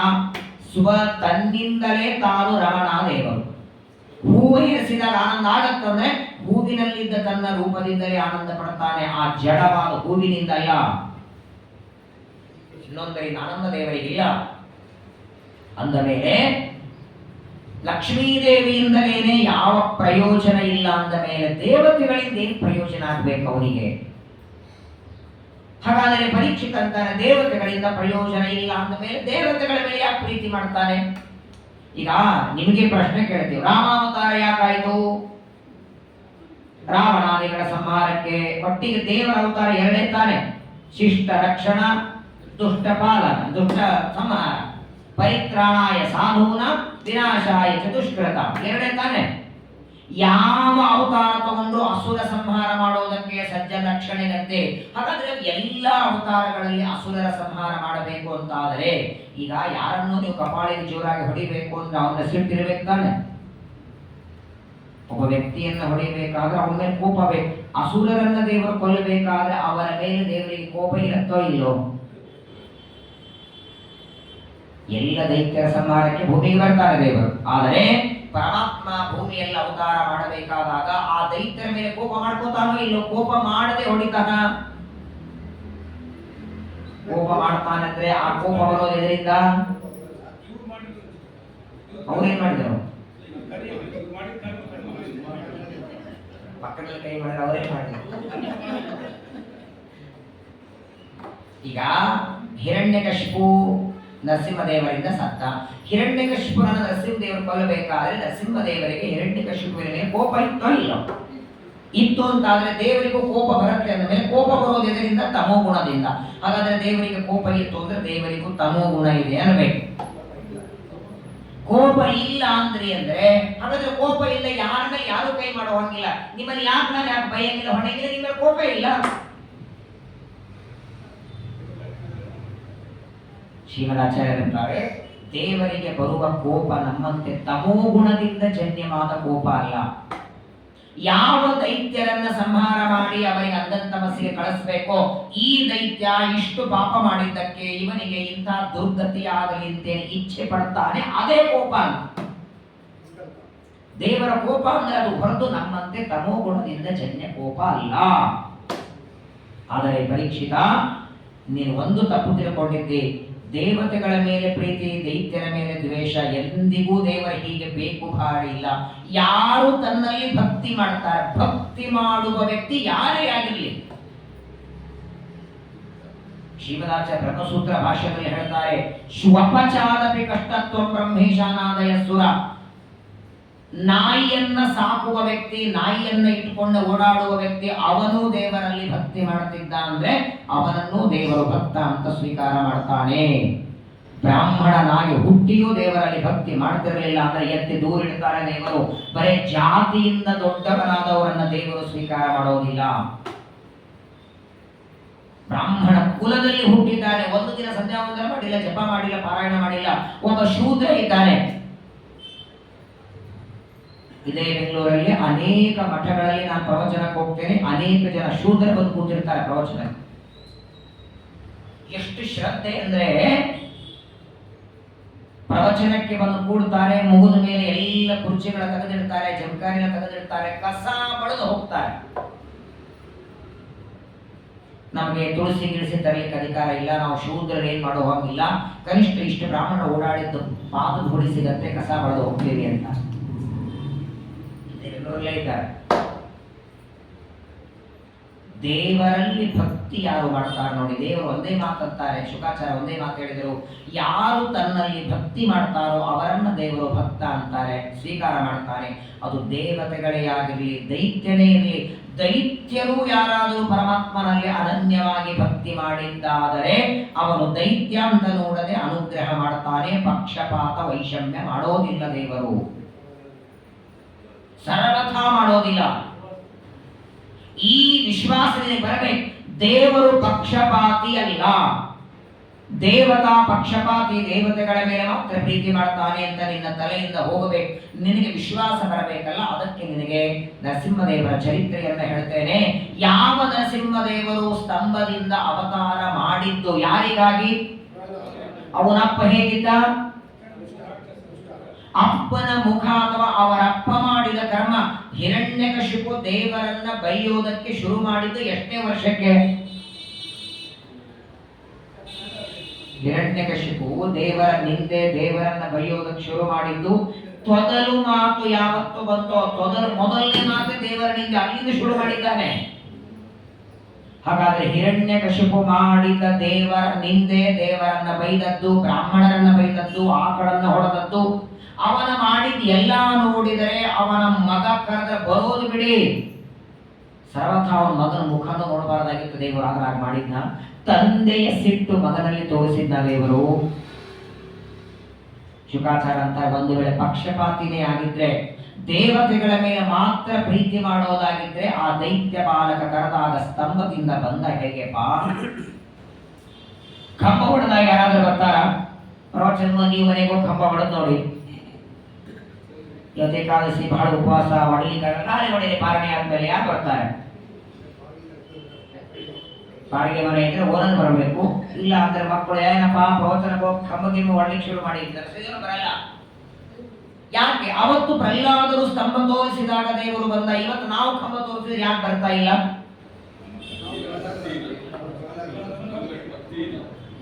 ಪ್ರಹ್ಲಾದರಾಜರಷ್ಟು ಇನ್ನೂ ಅಷ್ಟು ಪರಿಪಕ್ವ ಭಕ್ತಿ ಬಂದಿಲ್ಲ, ಅಷ್ಟು ಗಾಢ ವಿಶ್ವಾಸ ಬಂದಿಲ್ಲ. ಎಲ್ಲ ಕಡೆಗೆ ದೇವರಿದ್ದಾನೆ ಅಂತ ಗಟ್ಟಿಯಾದ ಆ ನಂಬಿಕೆ ಇನ್ನು ಬಂದಿಲ್ಲ ಅನ್ನೋದಕ್ಕಾಗೇನೆ ಬಿಡಿ, ನಾವು ಸ್ತಂಭದಿಂದ ನರಸಿಂಹದೇವರ ನಾವು ಕಾಣಿದ್ರೆ ಬಳಗದವರೇ ಬರಲ್ಲ ಸರಿಯಾಗಿ, ಅಲ್ವೇ? ದಾನಸಿ ಪಾರಣಿ ಬನ್ನಿ ಅಂತ ಕರೆದ್ರೆ ಬಳಗದವರೇ ಬರಲ್ಲ, ನರಸಿಂಹದೇವರು ಇಲ್ಲಿಂದ ಬರಬೇಕು. ಪ್ರಹ್ಲಾದರಾಜರ ಕಥೆ ಹೇಳುತ್ತೆ, ನರಸಿಂಹದೇವರ ಕಥೆ. ಈ ಕಥೆಯಿಂದ ನಿನ್ನ ತಲೆಯಲ್ಲಿದ್ದ ಅಜ್ಞಾನ ಹೋಗುತ್ತೆ, ದೇವರು ಪಕ್ಷಪಾತಿ ಅನ್ನುವಂತಹ ಒಂದು ಭಾವನೆ ದೂರವಾಗುತ್ತೆ ಅಂತ ಶುಕಾಚಾರ್ಯರು ನರಸಿಂಹದೇವರ ಚರಿತ್ರೆಯನ್ನು ಹೇಳೋದಕ್ಕೆ ಶುರು ಮಾಡ್ತಾರೆ. ಹಿಂದೆ 3ನೇ ಸ್ಕಂದದಲ್ಲಿ ಒಂದು ಕಥೆ ಬಂದಿತ್ತು. ಬ್ರಹ್ಮದೇವರ ಮನಸ್ಸಿನಿಂದ ಹುಟ್ಟಿದಂತಹ 4 ಜನ ಮಕ್ಕಳು, ಸನಕ, ಸನಂದನ, ಸನಾತನ, ಸನತ್ಕುಮಾರರು ವೈಕುಂಠ ಲೋಕದಲ್ಲಿ ದ್ವಾರಪಾಲಕರಾದಂತಹ ಜಯ ವಿಜಯನಿಗೆ ಶಾಪ ಕೊಡುತ್ತಾರೆ. ಸನಕಾದಿಗಳು ಒಂದು ಬಾರಿ ದರ್ಶನಕ್ಕೆ ಬಂದಿರ್ತಾರೆ. ಜಯ ವಿಜಯರು ಬಂಗಾರದ ಬೆತ್ತವನ್ನು ಹಿಡಿದು ತಡಿತಾರೆ, ಒಳಗೆ ಬಿಡೋದಿಲ್ಲ ಅಂತಾರೆ. ಅವರಿಗೆ ಶಾಪ ಕೊಡ್ತಾರೆ. ಏನಂತ ಶಾಪ ಕೊಡ್ತಾರೆ? ಸನಕಾದಿಗಳು ಜಯ ವಿಜಯರಿಗೆ ಕೊಟ್ಟ ಶಾಪ ಏನು?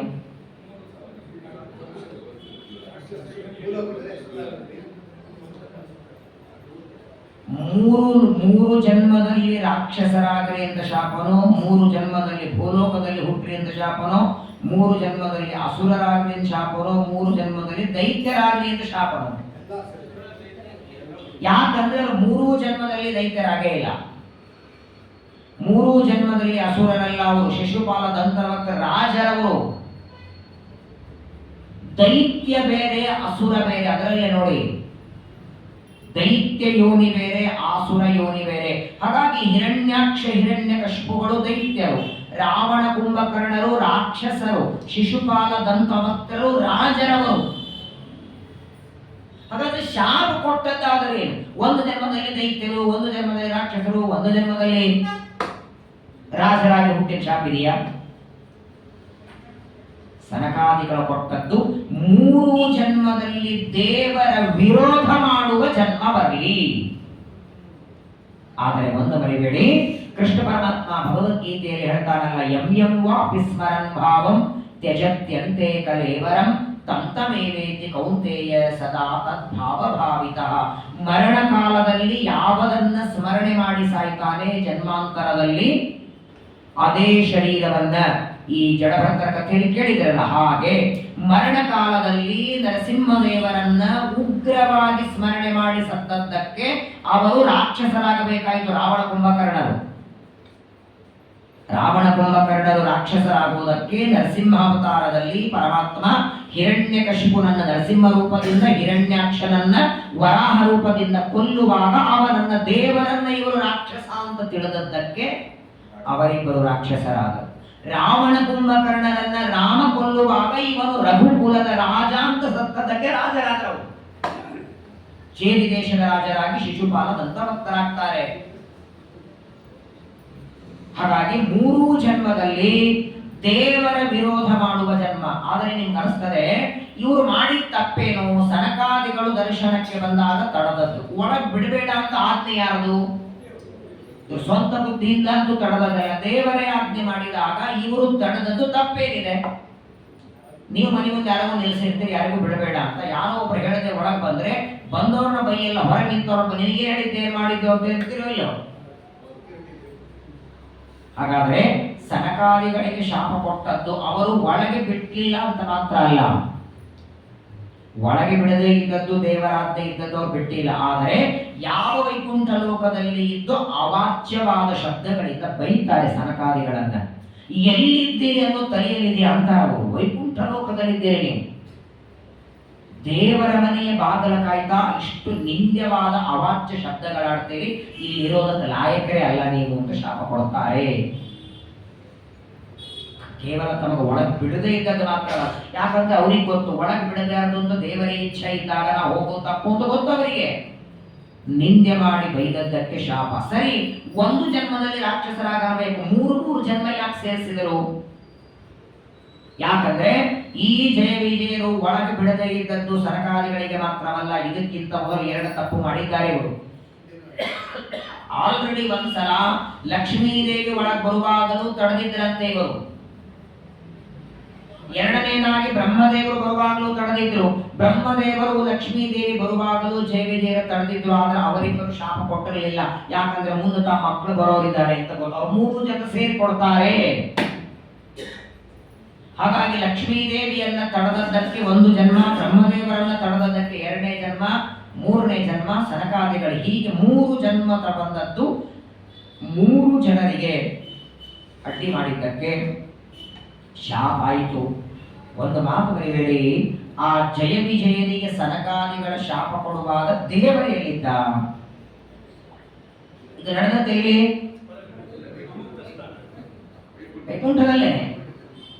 ವೈಕುಂಠದಲ್ಲೇನೆ ಮುಕ್ತ ಸ್ಥಾನದಲ್ಲಿ ನಡೆದದ್ದು. ದೇವರು ಎಲ್ಲಿ ದೂರದಲ್ಲಿದ್ದ? ಇಲ್ಲ, ಇದು ವೈಕುಂಠದ ಬಾಗಲು, ಬಾಗಲಲ್ಲಿ ದ್ವಾರಪಾಲಕರು, ಬಾಗಲದ ಆಚೆ ದೇವರು. ಬಾಗಿಲು ಹಾಕಿದ್ದಕ್ಕೆ ಎಲ್ಲ ಕೇಳಿಸ್ಕೊಳ್ಳುತ್ತಿದ್ದ ಅಂತ ದೇವರು. ಸನಕಾದಿಗಳು ಮತ್ತು ಜಯ ವಿಜಯರು ಮಾತಾಡೋದನ್ನ ಕೇಳಿಸ್ಕೊಳ್ಳುತ್ತಿದ್ದ. ಆದರೆ ದೇವರು ಬಾಗಲು ತೆಗೆದದ್ದು ಯಾವಾಗ? ಸನಕಾದಿಗಳು ಶಾಪ ಕೊಟ್ಟ ಮೇಲೆ. ಯಾಕೆ ಮೊದಲೇ ತೆಗಿಬೇಕಾಗಿತ್ತು?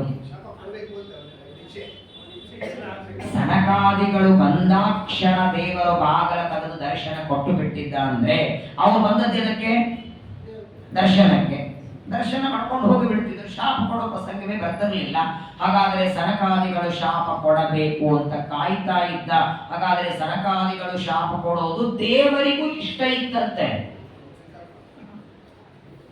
ಯಾರೋ ಯಾರಿಗೂ ಬೈತಿದ್ರೆ ನಾವು ಅಡ್ಡ ಹೋಗಲ್ಲ, ಯಾಕಂದ್ರೆ ಬೈಲಿ ನಮಗೂ ಇಷ್ಟ ಇರ್ತದೆ. ಮೊದಲೆಲ್ಲ ಅವ್ರು ಬೈತಿರ್ತಾರೆ, ಏನ್ ನಡೆದಿದೆ ಗೊತ್ತಿಲ್ಲ ಇದ್ದವ್ರು ಬಂದ್ಬಿಡೋದಲ್ಲಿ. ಎಲ್ಲಿವರೆಗೆ ಸನಕಾದಿಗಳ ಶಾಪ ಕೊಡಲಿಲ್ಲ ಅಲ್ಲಿವರೆಗೆ ಸುಮ್ಮನೆ ಹೊರಗೆ ನಿಂತಿದ್ದ. ಶಾಪ ಕೊಟ್ಟಾಕ್ಷಣ ಬಾಗಲು ತೆಗಿತಾನೆ.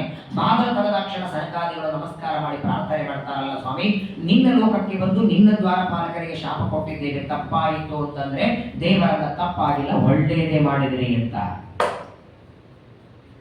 ಇವರಿಗೆ ಶಾಪವನ್ನು ಕೊಡಲೇಬೇಕಾಗಿತ್ತು.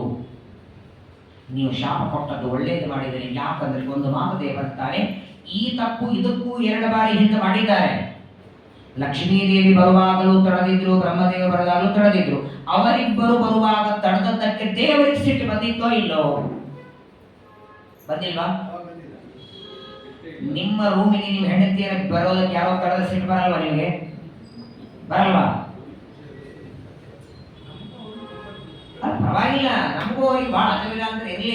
ಲಕ್ಷ್ಮೀದೇವಿ ದೇವರ ಮನೆಗೆ ಬರುವಾಗ ಸನಕಾದಿಗಳ ತಡೆದರೆ ನನ್ನ ಹೆಂಡತಿ ಒಳಗೆ ಬರೋದಕ್ಕೆ ತಡೆದರು ಅಂತ ದೇವರಿಗೆ ಕೋಪ ಭಾವ ಬಂದಿರಲಿಲ್ಲ. ಬ್ರಹ್ಮದೇವರನ್ನ ತಡೆದಾಗೂ ಬರಲಿಲ್ಲ. ದೇವರು ಒಂದೇ ಮಾತಂತಾನೆ, ನನ್ನ ಹೆಂಡತಿ ಮಕ್ಕಳನ್ನ ಯಾರೇನಂದ್ರು ನನ್ನ ಕೋಪ ಬರಲ್ಲ, ನನಗೆ ಕೋಪ ಬರೋದು ಬ್ರಾಹ್ಮಣರ ಬೈದರೆ. ಬ್ರಾಹ್ಮಣರ ಮಹತ್ವ ತೋರಿಸ್ತಾನೆ. ಇವತ್ತು ಮತ್ತೆ ಬ್ರಾಹ್ಮಣ್ಯಕ್ಕೆ ಕುತ್ತು ಬರ್ತಾ ಇದೆ, ಬ್ರಾಹ್ಮಣ್ಯಕ್ಕೆ ಅವಮಾನ ಆಗ್ತಾ ಇದೆ. ಶನಿವಾರಕ್ಕೆ ದೊಡ್ಡ ಕತ್ರಿ ಬಂದಿದೆ, ಮತ್ತೆ ಪರಮಾತ್ಮ ಉದ್ಧಾರ ಮಾಡಿ ಬರ್ತಾನೆ. ಅವತ್ತು ದೇವರೇ ಸಹನ ಮಾಡಲಿಲ್ಲ. ಸನಕಾದಿಗಳು ತನ್ನ ಭಕ್ತರು ಅವರಿಗೆ ಆದ ಅವಮಾನವನ್ನ ಸಹನ ಮಾಡದೆ ಅವರು ಶಾಪ ಕೊಡುವವರೆಗೆ ಒಳಗಡೆಯಿಂದ ಅವರು ಶಾಪ ಆದ ಮೇಲೆ ಹೊರಗೆ ಬರ್ತಾನೆ. ಯಾವಾಗ ಸನಕಾದಿಗಳು ಅವರೇನು ಅನ್ಕೊಂಡಿದ್ರು, ಜಯ ವಿಜಯರು ಏನಿದ್ರು ನಾವು ದೇವ್ರ ಮನೆ ಬಾಗಿಲು ಕಾಯೋರು, ದೇವರು ನಮ್ಮ ಪರವಾಗಿ ಮಾತಾಡ್ತಾನೆ ಅನ್ಕೊಂಡಿದ್ರು. ಮನೆ ಕೆಲಸ ಮಾಡೋರಿಗೆ ನಮ್ಮ ಮನೆ ಯಜಮಾನ ನಮ್ಗೆ ಚೆನ್ನಾಗಿ ಗೊತ್ತಿರಿ, ನೀವು ಇವತ್ತು ಹೊರಗಿಂದ ಬಂದೇರಿ, ಅವ್ರು ಏನಿದ್ರು ನಮ್ಮ ಪರವಾಗಿ ಮಾತಾಡ್ತಾರೆ, 360 ದಿನ ಅವ್ರ ಮನೇಲಿ ಕೆಲಸ ಮಾಡ್ತೀವಿ, ಅಂದ್ರೆ ನಮ್ಮ ಪರವಾಗಿ ದೇವರು ಮಾತಾಡ್ತಾನೆ ಅಂತ ಸನಕಾದಿಗಳ ಅವಶ್ಯ ಜಯ ವಿಜಯ ಅನ್ಕೊಂಡಿದ್ರು. ದೇವರು ಮಾತಾಡ್ಲಿಲ್ಲ. ಯಾಕೆ ಶಾಪ ಕೊಡ್ತೀರಿ ಅಂತ ದೇವರು ಕೇಳ್ತಾನೆ ಅಂತ ಇವರು ಅನ್ಕೊಂಡಿದ್ರೆ, ಶಾಪ ಕೊಟ್ಟದ್ದೇ ಒಳ್ಳೇದಾಯಿತು ಅಂತಾರೆ. ಹಾಗಾದ್ರೆ ನಾವು 3 ಜನ್ಮದಲ್ಲಿ ನಿನ್ನನ್ನ ಬಿಟ್ಟು ಭೂಮಿಗೆ ಹೋಗಬೇಕಾದದ್ದು ನಿನ್ನ ಸಂಕಲ್ಪ ಅಂತ ಯಾವಾಗ ಗೊತ್ತಾಯಿತೋ ಆಗ ಶರಣಾಗತರಾಗಿ ಪ್ರಾರ್ಥನೆ ಮಾಡ್ತಾರೆ. ನಮಗ ಶಾಪ ಆಗೋದು ನಿನಗೆ ಇಚ್ಛೆ ಇದೆ ಅಂತ ಆದರೆ, ನೀನೇ ಇಚ್ಛೆ ಪಟ್ಟ ಮೇಲೆ ಇನ್ನು ಬೇರೆ ಮಾರ್ಗ ಇಲ್ಲ. ಆದ್ರೆ ಒಂದು ವರ ಬೇಕು, ನಾವು 3 ಜನ್ಮದಲ್ಲಿ ಮರಣ ಮಾತ್ರ ನಿನ್ನಿಂದ ಬರಲಿ, ನಿನ್ನಿಂದ ಸಾಯ್ಬೇಕು. ಯಾವಾಗಲೂ ನೋಡಿ, ದೇವತೆಗಳು ಭೂಮಿಗೆ ಬಂದ್ರೆ, ದೇವತೆಗಳು ಭೂಮಿಯಲ್ಲಿ ಅವತಾರ ಮಾಡಿದರೆ, ಇಲ್ಲಿ ತಮಗಿಂತ ಯೋಗ್ಯತೆಯಲ್ಲಿ ಸಣ್ಣವರಿಂದ ಹೊಡೆಸ್ಕೊಂಡ್ರೆ ಮೂಲ ರೂಪಕ್ಕೆ ಸೇರ್ಕೊಳ್ಳಲ್ಲ ಅವರು. ಭೂಮಿಯ ಮೇಲೆ ದೇವತೆಗಳು ಬಂದಾಗ ಯುದ್ಧ ಮಾಡುವಾಗ ಮರಣ ತಮಗಿಂತಲೂ ದೊಡ್ಡವರಿಂದ ಬರಬೇಕು, ಸಣ್ಣವರಿಂದ ಅಲ್ಲ. ಹಾಗಾಗಿ ಭೀಷ್ಮಾಚಾರ್ಯ, ದ್ರೋಣಾಚಾರ್ಯ, ಕೃಪಾಚಾರ್ಯ, ಅಶ್ವತ್ಥಾಮಾಚಾರ್ಯ ಇವರೆಲ್ಲರೂ ಪಾಂಡವ ಪಕ್ಷದಲ್ಲಿ ನಿಂತು ಯುದ್ಧ ಮಾಡಿದರೆ ದುರ್ಯೋಧನನಿಂದ ಮರಣ ಬರ್ತಿತ್ತವರಿಗೆ. ಭೀಮಸೇನನಿಂದ ಅವರು ಸಾಯಬೇಕು ಅಂತ ಅವರನ್ನೆಲ್ಲ ಕೌರವ ಪಕ್ಷದಲ್ಲಿಟ್ಟವರು ಕೃಷ್ಣ. ಕಪಟ ನಾಟಕ ಸೂತ್ರಧಾರಿ ದೇವರು. ಮೇಲ್ನೋಟಕ್ಕೆ ಏನಿಸ್ತದೆ, ಭೀಷ್ಮಾಚಾರ್ಯರು 325 ವರ್ಷ ಓದಿದವರು, 800 ವರ್ಷ ಓದಿದವರು, ಧರ್ಮಿಷ್ಠರಾದ ಪಾಂಡವರಿಗೆ ಸಹಾಯ ಮಾಡದೆ ದುರ್ಯೋಧನಿಗೆ ಸಹಾಯ ಮಾಡಿದರಲ್ಲ. ದ್ರೋಣಾಚಾರ್ಯರು, ಭೀಷ್ಮಾಚಾರ್ಯರು, ಕೃಪಾಚಾರ್ಯರು ಧರ್ಮಕ್ಕೆ ಸಹಾಯ ಮಾಡೋದು ಬಿಟ್ಟು ಅಧರ್ಮಿಷ್ಠನಾದ ದುರ್ಯೋಧನಿಗೆ ಸಹಾಯ ಮಾಡಿದರು. ಅಂದ್ರೆ ಅವರು ದುರ್ಯೋಧನನ ಪಕ್ಷದಲ್ಲಿ ಇದ್ದದ್ದು ಭೀಮನಿಂದ ಮರಣ ಬರಲಿ, ತಮಗೆ ಸದ್ಗತಿ ಸಿಗಲಿ. ಯಾಕಂದ್ರೆ ಅವರೆಲ್ಲರೂ ಭೀಮನ ಪಕ್ಷದಲ್ಲಿ ಇದ್ರೆ ಭೀಮಸೇನರಲ್ಲಿ ಹೊಡಿತಾರೆ ಅವರನ್ನ. ಉತ್ತಮರ ಕೈಯಿಂದ ಮರಣ ಬರಬೇಕು ಎಲ್ಲರೂ ಅಪೇಕ್ಷೆ ಪಡ್ತಾರೆ. ಜಯ ವಿಜಯರಂತಾರೆ, ನಾವು 3 ಜನ್ಮದಲ್ಲಿ ನಿನ್ನಿಂದ ಮರಣ ಹೊಂದಿದಾಗ ಮಾತ್ರ ಸದ್ಗತಿಯನ್ನ ಪಡಿತೇವೆ. ಅಷ್ಟು ವರವನ್ನ ಬೇಡಿಕೊಂಡು ಸನಕಾದಿಗಳ ಶಾಪದಿಂದ ಮೊದಲನೇ ಜನ್ಮ ಹಿರಣ್ಯಕಶಿಪು. ಹಿರಣ್ಯಾಕ್ಷನನ್ನ ವರಾಹ ರೂಪದಿಂದ ಕೊಲ್ತಾರೆ, ಹಿರಣ್ಯಕಶಿಪುರನ ನರಸಿಂಹ ರೂಪದಿಂದ.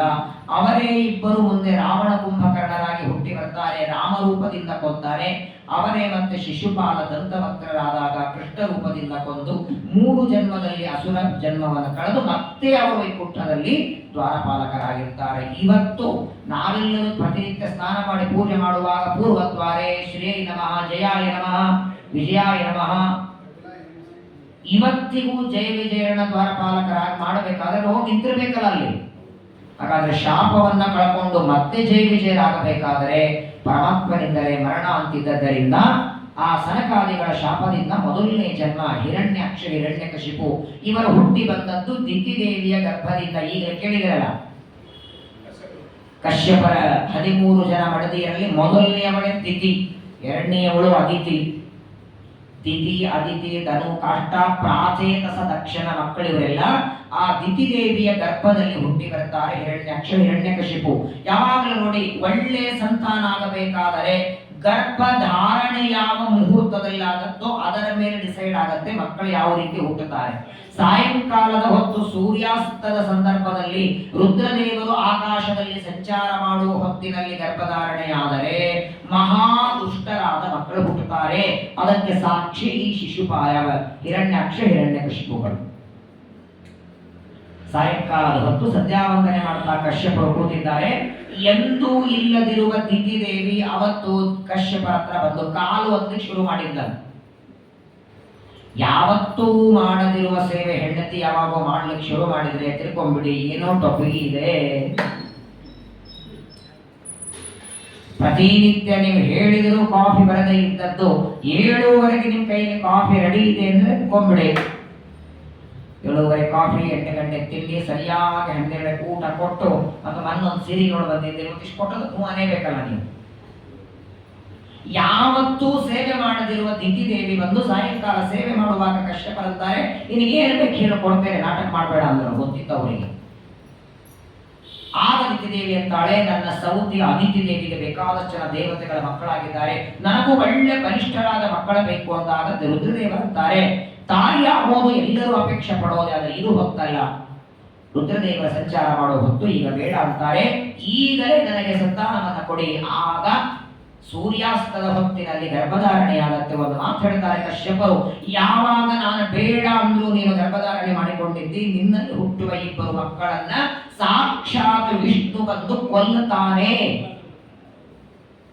ಇನ್ನು ಗರ್ಭದಲ್ಲಿ ಸೇರ್ಕೊಂಡಿರ ಅವತ್ತೇ ಮರಣನು ಹೇಳ್ಬಿಟ್ರು ತಂದೆನೆ ಮಕ್ಕಳು. ವಿಚಾರ ಮಾಡಿದ್ಲು, ನಾನು ಗರ್ಭದಿಂದ ಜನ್ಮ ಕೊಟ್ರೆ ತಾನೇ ವಿಷ್ಣು ಬಂದು ಕೊಲ್ಲೋದು, ಮಕ್ಕಳಿಗೆ ಜನ್ಮನೆ ಕೊಡೋದು ಬೇಡ ಅಂತ. ದಧಾರ ವರ್ಷಾಣಿ ಶತಂ ಶಂಕಮಾನ ಸುರಾರ್ದನ. ಯಾವುದೇ ಹೆಣ್ಣು ಗರ್ಭದಲ್ಲಿ ಮಕ್ಕಳನ್ನ ಎಷ್ಟು ದಿನ ಇಟ್ಕೋಬಹುದು? ಬಹಳ ಅಂದ್ರೆ 9. ಇನ್ನು 8ನೇ ತಿಂಗಳು 8.5 ತಿಂಗಳಿಗೂ ಮೆಚೂರ್ ಆಗದೆ ಹುಟ್ಟಿದ್ದಿದೆ. 9 ಆದ ಮೇಲೆ ಗರ್ಭದಲ್ಲಿ ಇದ್ದಂತ ಕಥೆ ಇಲ್ಲ. ಗುರುಗಳು ತಪ್ಪಿ ಬಿಡ್ತಾರೆ, ವೈದ್ಯರು ಬಡಿ ಹೊರಗತ್ತಾರೆ, ಇಷ್ಟೇ ದಿನ ಇಲ್ಲಿರೋ ಯಾವುದೇ ಜಾಗದಲ್ಲಿ ಬಾಳುತ್ತಿಲ್ಲ. 7:30 8 ಗಂಟೆ ಆದ್ಮೇಲೆ ಮಾತುಸಂದಲ್ಲಿ ಇರೋ ಕಿಲಿ ಹಾಕೊಂಡು ಹೊರಡೋದೆ. ಎಲ್ಲ ಕಡೆಗೆ ಅಷ್ಟೇ ನೋಡಿ, ಕಟ್ಟಿದ್ದು ಮನೆ ಇದ್ರು 60-70 ವರ್ಷ ಕಾಲ ಮುಗೀತು ಅಂದ್ರೆ ಮಕ್ಕಳು ನೋಡ್ಕೋತಾರೆ, ನೀ ನಡಿ ಅಂತಾರೆ ದೇವರು. ಬಹಳ ಪ್ರೀತಿ ಮಾಡಿ ಕಟ್ಟಿದ್ದೀನಿ ಮನೆಯಿಂದ, ಜೊತೆ ಹೋಗ್ಲಿಕ್ಕಾಗತ್ತ ಬ್ಯಾಗಲ್ಲಿ. ಎಲ್ಲಾ ಮಕ್ಕಳು 9 ತಿಂಗಳಿಗೆ ಬರಲೇಬೇಕು ತಾಯಿಯ ಗರ್ಭದಿಂದ. ಆದರೆ ಕಶ್ಯಪರ ಹೆಂಡತಿ ದಿತಿದೇವಿ ಗರ್ಭದಲ್ಲಿ ಹುಟ್ಟಿದ ಮಕ್ಕಳ ಅಕಸ್ಮಾತ್ ಹುಟ್ಟಿದ್ರೆ ವಿಷ್ಣು ಕೊಲ್ತಾನೆ ಅಂತ ಭಯದಿಂದ ಮಕ್ಕಳಿಗೆ ಜನ್ಮನೆ ಕೊಡದೆ ಗರ್ಭದಲ್ಲಿ ಇಟ್ಕೋತಾಳೆ. ಎಷ್ಟು ದಿನ? 9 ತಿಂಗಳಲ್ಲ, 12 ತಿಂಗಳಾದ್ಮೇಲೆ 1 ವರ್ಷ ಅಲ್ಲ, 100 ವರ್ಷ ಇಟ್ಕೊಳ್ಳುತ್ತೆ. 100 ವರ್ಷ ದಿತಿದೇವಿಯ ಗರ್ಭದಲ್ಲಿ. ಆ ಗರ್ಭ ಎಷ್ಟು ಬೆಳೆದಿತ್ತು ಅಂದ್ರೆ ಸೂರ್ಯನಿಗೆ ಅಡ್ಡಿಯಾಗಿ ಹಗಲು ಯಾವುದು ರಾತ್ರಿ ಯಾವುದು ಗೊತ್ತಾಗ್ತಿರ್ಲಿಲ್ಲ. ಸೂರ್ಯೋದಯ ಸೂರ್ಯಾಸ್ತಗಳೇ ಗೊತ್ತಾಗದೇ ಇರುವ ರೀತಿಯಲ್ಲಿ ದಿತಿದೇವಿಯ ಗರ್ಭ ಬೆಳೀತದೆ. ಬ್ರಹ್ಮದೇವರು ಬಂದು ಕಶ್ಯಪನಿಗೆ ಬೈತಾರೆ, ಕಶ್ಯಪರು ಹೆಂಡತಿಗೆ ಬೈತಾರೆ. ಆಗ ಹುಟ್ಟಿದವರೇ 2 ಭಯಾನಕ ದೈತ್ಯರು, ಅಣ್ಣ ಹಿರಣ್ಯಕಶಿಪು, ತಮ್ಮ ಹಿರಣ್ಯಾಕ್ಷ. ಸಂಸ್ಕೃತದಲ್ಲಿ ಕಶಿಪು ಅಂದ್ರೆ ಹಾಸಿಗೆ,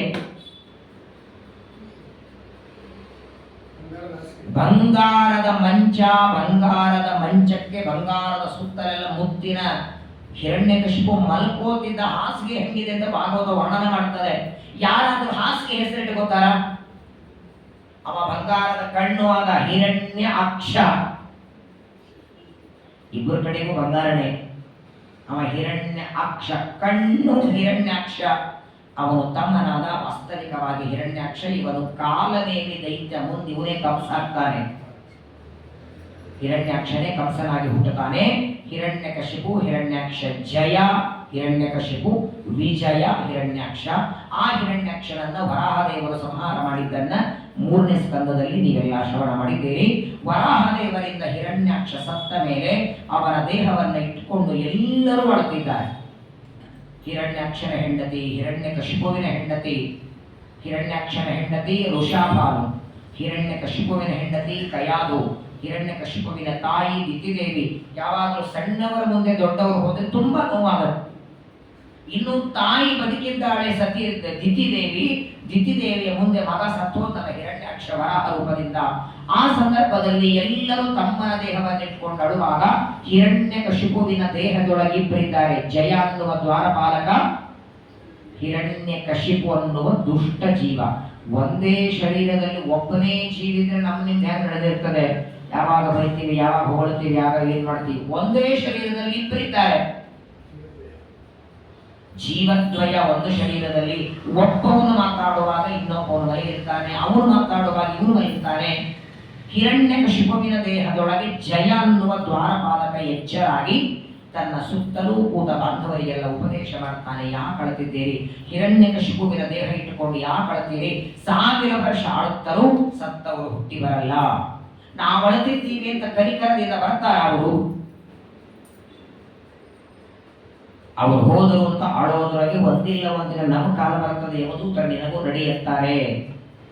ಅಳ್ತಾ ಕೊಡೋದಲ್ಲ, ಏನು ಸಾಧನೆ ಮಾಡಬೇಕು, ಮುಂದೊಂದು ದಿನ ನಾನೂ ಇದೇ ದಾರಿಯಿಂದ ಹೋಗಬೇಕನ್ನೋದನ್ನು ತಿಳ್ಕೊಳ್ಬೇಕು. ದುಃಖ ಪಡಬೇಡಿ ಅಂತ ಎಲ್ಲರಿಗೆ ಸಮಾಧಾನ ಹೇಳಿ ತಾನು ತಪಸ್ಸು ಮಾಡುವುದಕ್ಕೆ ಮಂದರ ಪರ್ವತಕ್ಕೆ ಹೋಗ್ತಾನೆ. ಮುಂದೆ ಆ ಹಿರಣ್ಯಕಶಿಪುವಿನ ಮಕ್ಕಳಾದ ಪ್ರಹ್ಲಾದರಲ್ಲಿರುವ ಸದ್ಗುಣಗಳು, ಪ್ರಹ್ಲಾದರಾಜರ ಭಕ್ತಿ, ಅದಕ್ಕೆ ಮೆಚ್ಚಿ ಪರಮಾತ್ಮ ಅನುಗ್ರಹವನ್ನು ಮಾಡ್ತಾನೆ. ಇನ್ನು 3 ದಿನ ಪ್ರವಚನ ಇದೆ. ನಾಳೆಗೆ ಶುಕ್ರವಾರ, ಶನಿವಾರ, ಭಾನುವಾರ ದಿನ ಸಪ್ತಮ ಸ್ಕಂದದ ಪಂಚಮ, ಷಷ್ಠ, ಸಪ್ತಮ 3 ಸ್ಕಂದಗಳ ಮಂಗಳ ಇದೆ. ಹಾಗಾಗಿ ನಾಳೆ ದಿನ ನರಸಿಂಹದೇವರ ಅವತಾರದ ಮೊದಲಾದ ಚೈತ್ರೆ. ನರಸಿಂಹದೇವರ ಅವತಾರ ಮಾಡುವುದಕ್ಕೆ ಮೊದಲೆಲ್ಲ ನಡೆದದ್ದು. ನಾಡಿದ್ದು ಶನಿವಾರ, ಯಾಕಂದ್ರೆ ನರಸಿಂಹದೇವರಿಗೆ ಶನಿವಾರ ಇಷ್ಟ. ಅವರು ಅವತಾರ ಮಾಡಿದ್ದು ತ್ರಯೋದಶಿ, ಹಾಗಾಗಿ ಅವತಾರ ಮಾಡಿದ್ದು 6:30, ಹಾಗಾಗಿ ಪ್ರವಚನ 6:30ಗೆ ಇರ್ತದೆ. ಮತ್ತೆ ಎಲ್ಲಾನು ಕೂಡಿ ಬಂದದ್ದರಿಂದ ಶನಿವಾರ ದಿನ ನರಸಿಂಹದೇವರ ಅವತಾರ, ರವಿವಾರ ದಿನ ಪ್ರಹ್ಲಾದರಾರಿಗೆ ಅನುಗ್ರಹ ಮಾಡಿದ್ದನ್ನು ಶ್ರವಣ ಮಾಡಿ ಪಂಚಮ, ಷಷ್ಠ, ಸಪ್ತಮ 15 ದಿನಗಳಲ್ಲಿ 2-3 ದಿನ ಮಿಸ್ ಆಗಿದೆ. 8 ದಿನಗಳಿಂದ ಶ್ರವಣ ಮಾಡಿದ 3 ಸ್ಕಂದಗಳ ಒಂದು ಮಂಗಳ ಕಾರ್ಯಕ್ರಮ ನಾಡಿದ್ದು ಭಾನುವಾರ ಶ್ರವಣ ಮಾಡೋಣ. ಇವತ್ತು ಏಕಾದಶಿಯ ಪರ್ವಕಾಲದಲ್ಲಿ ಭಾಗವತದ ಈ 1-2 ಮಾತುಗಳನ್ನು ಶ್ರವಣ ಮಾಡಿದ್ದೇವೆ. ಪರಮಾತ್ಮ ವಾಯುದೇವರು, ತತ್ವಾಭಿಮಾನಿ ದೇವತೆಗಳು ಅನುಗ್ರಹವನ್ನು ಮಾಡಿ ಸಾಧನ ಶರೀರ ಕೊಟ್ಟಿದ್ದಾನೆ. ಅವನೇ ಸಾಧನೆ ಮಾಡಿಸಿ ಈ ಶರೀರದ ಸಾರ್ಥಕತೆಯನ್ನ ದೇವರು ಮಾಡಿಸಲಿ ಅಂತ ಪರಮಾತ್ಮನಲ್ಲಿ, ವಾಯುದೇವರಲ್ಲಿ ಪ್ರಾರ್ಥನೆಯನ್ನು ಮಾಡ್ತಾ ನರಸಿಂಹದೇವರ ಚರಿತ್ರೆಯ ಮುಂದಿನ ಭಾಗವನ್ನು ನಾಳೆ ದಿನ ಮತ್ತೆ ಶ್ರವಣ ಮಾಡೋಣ. ಶ್ರೀಕೃಷ್ಣ ಹರೇ ನಮೋ ಹರೇ ನಮೋ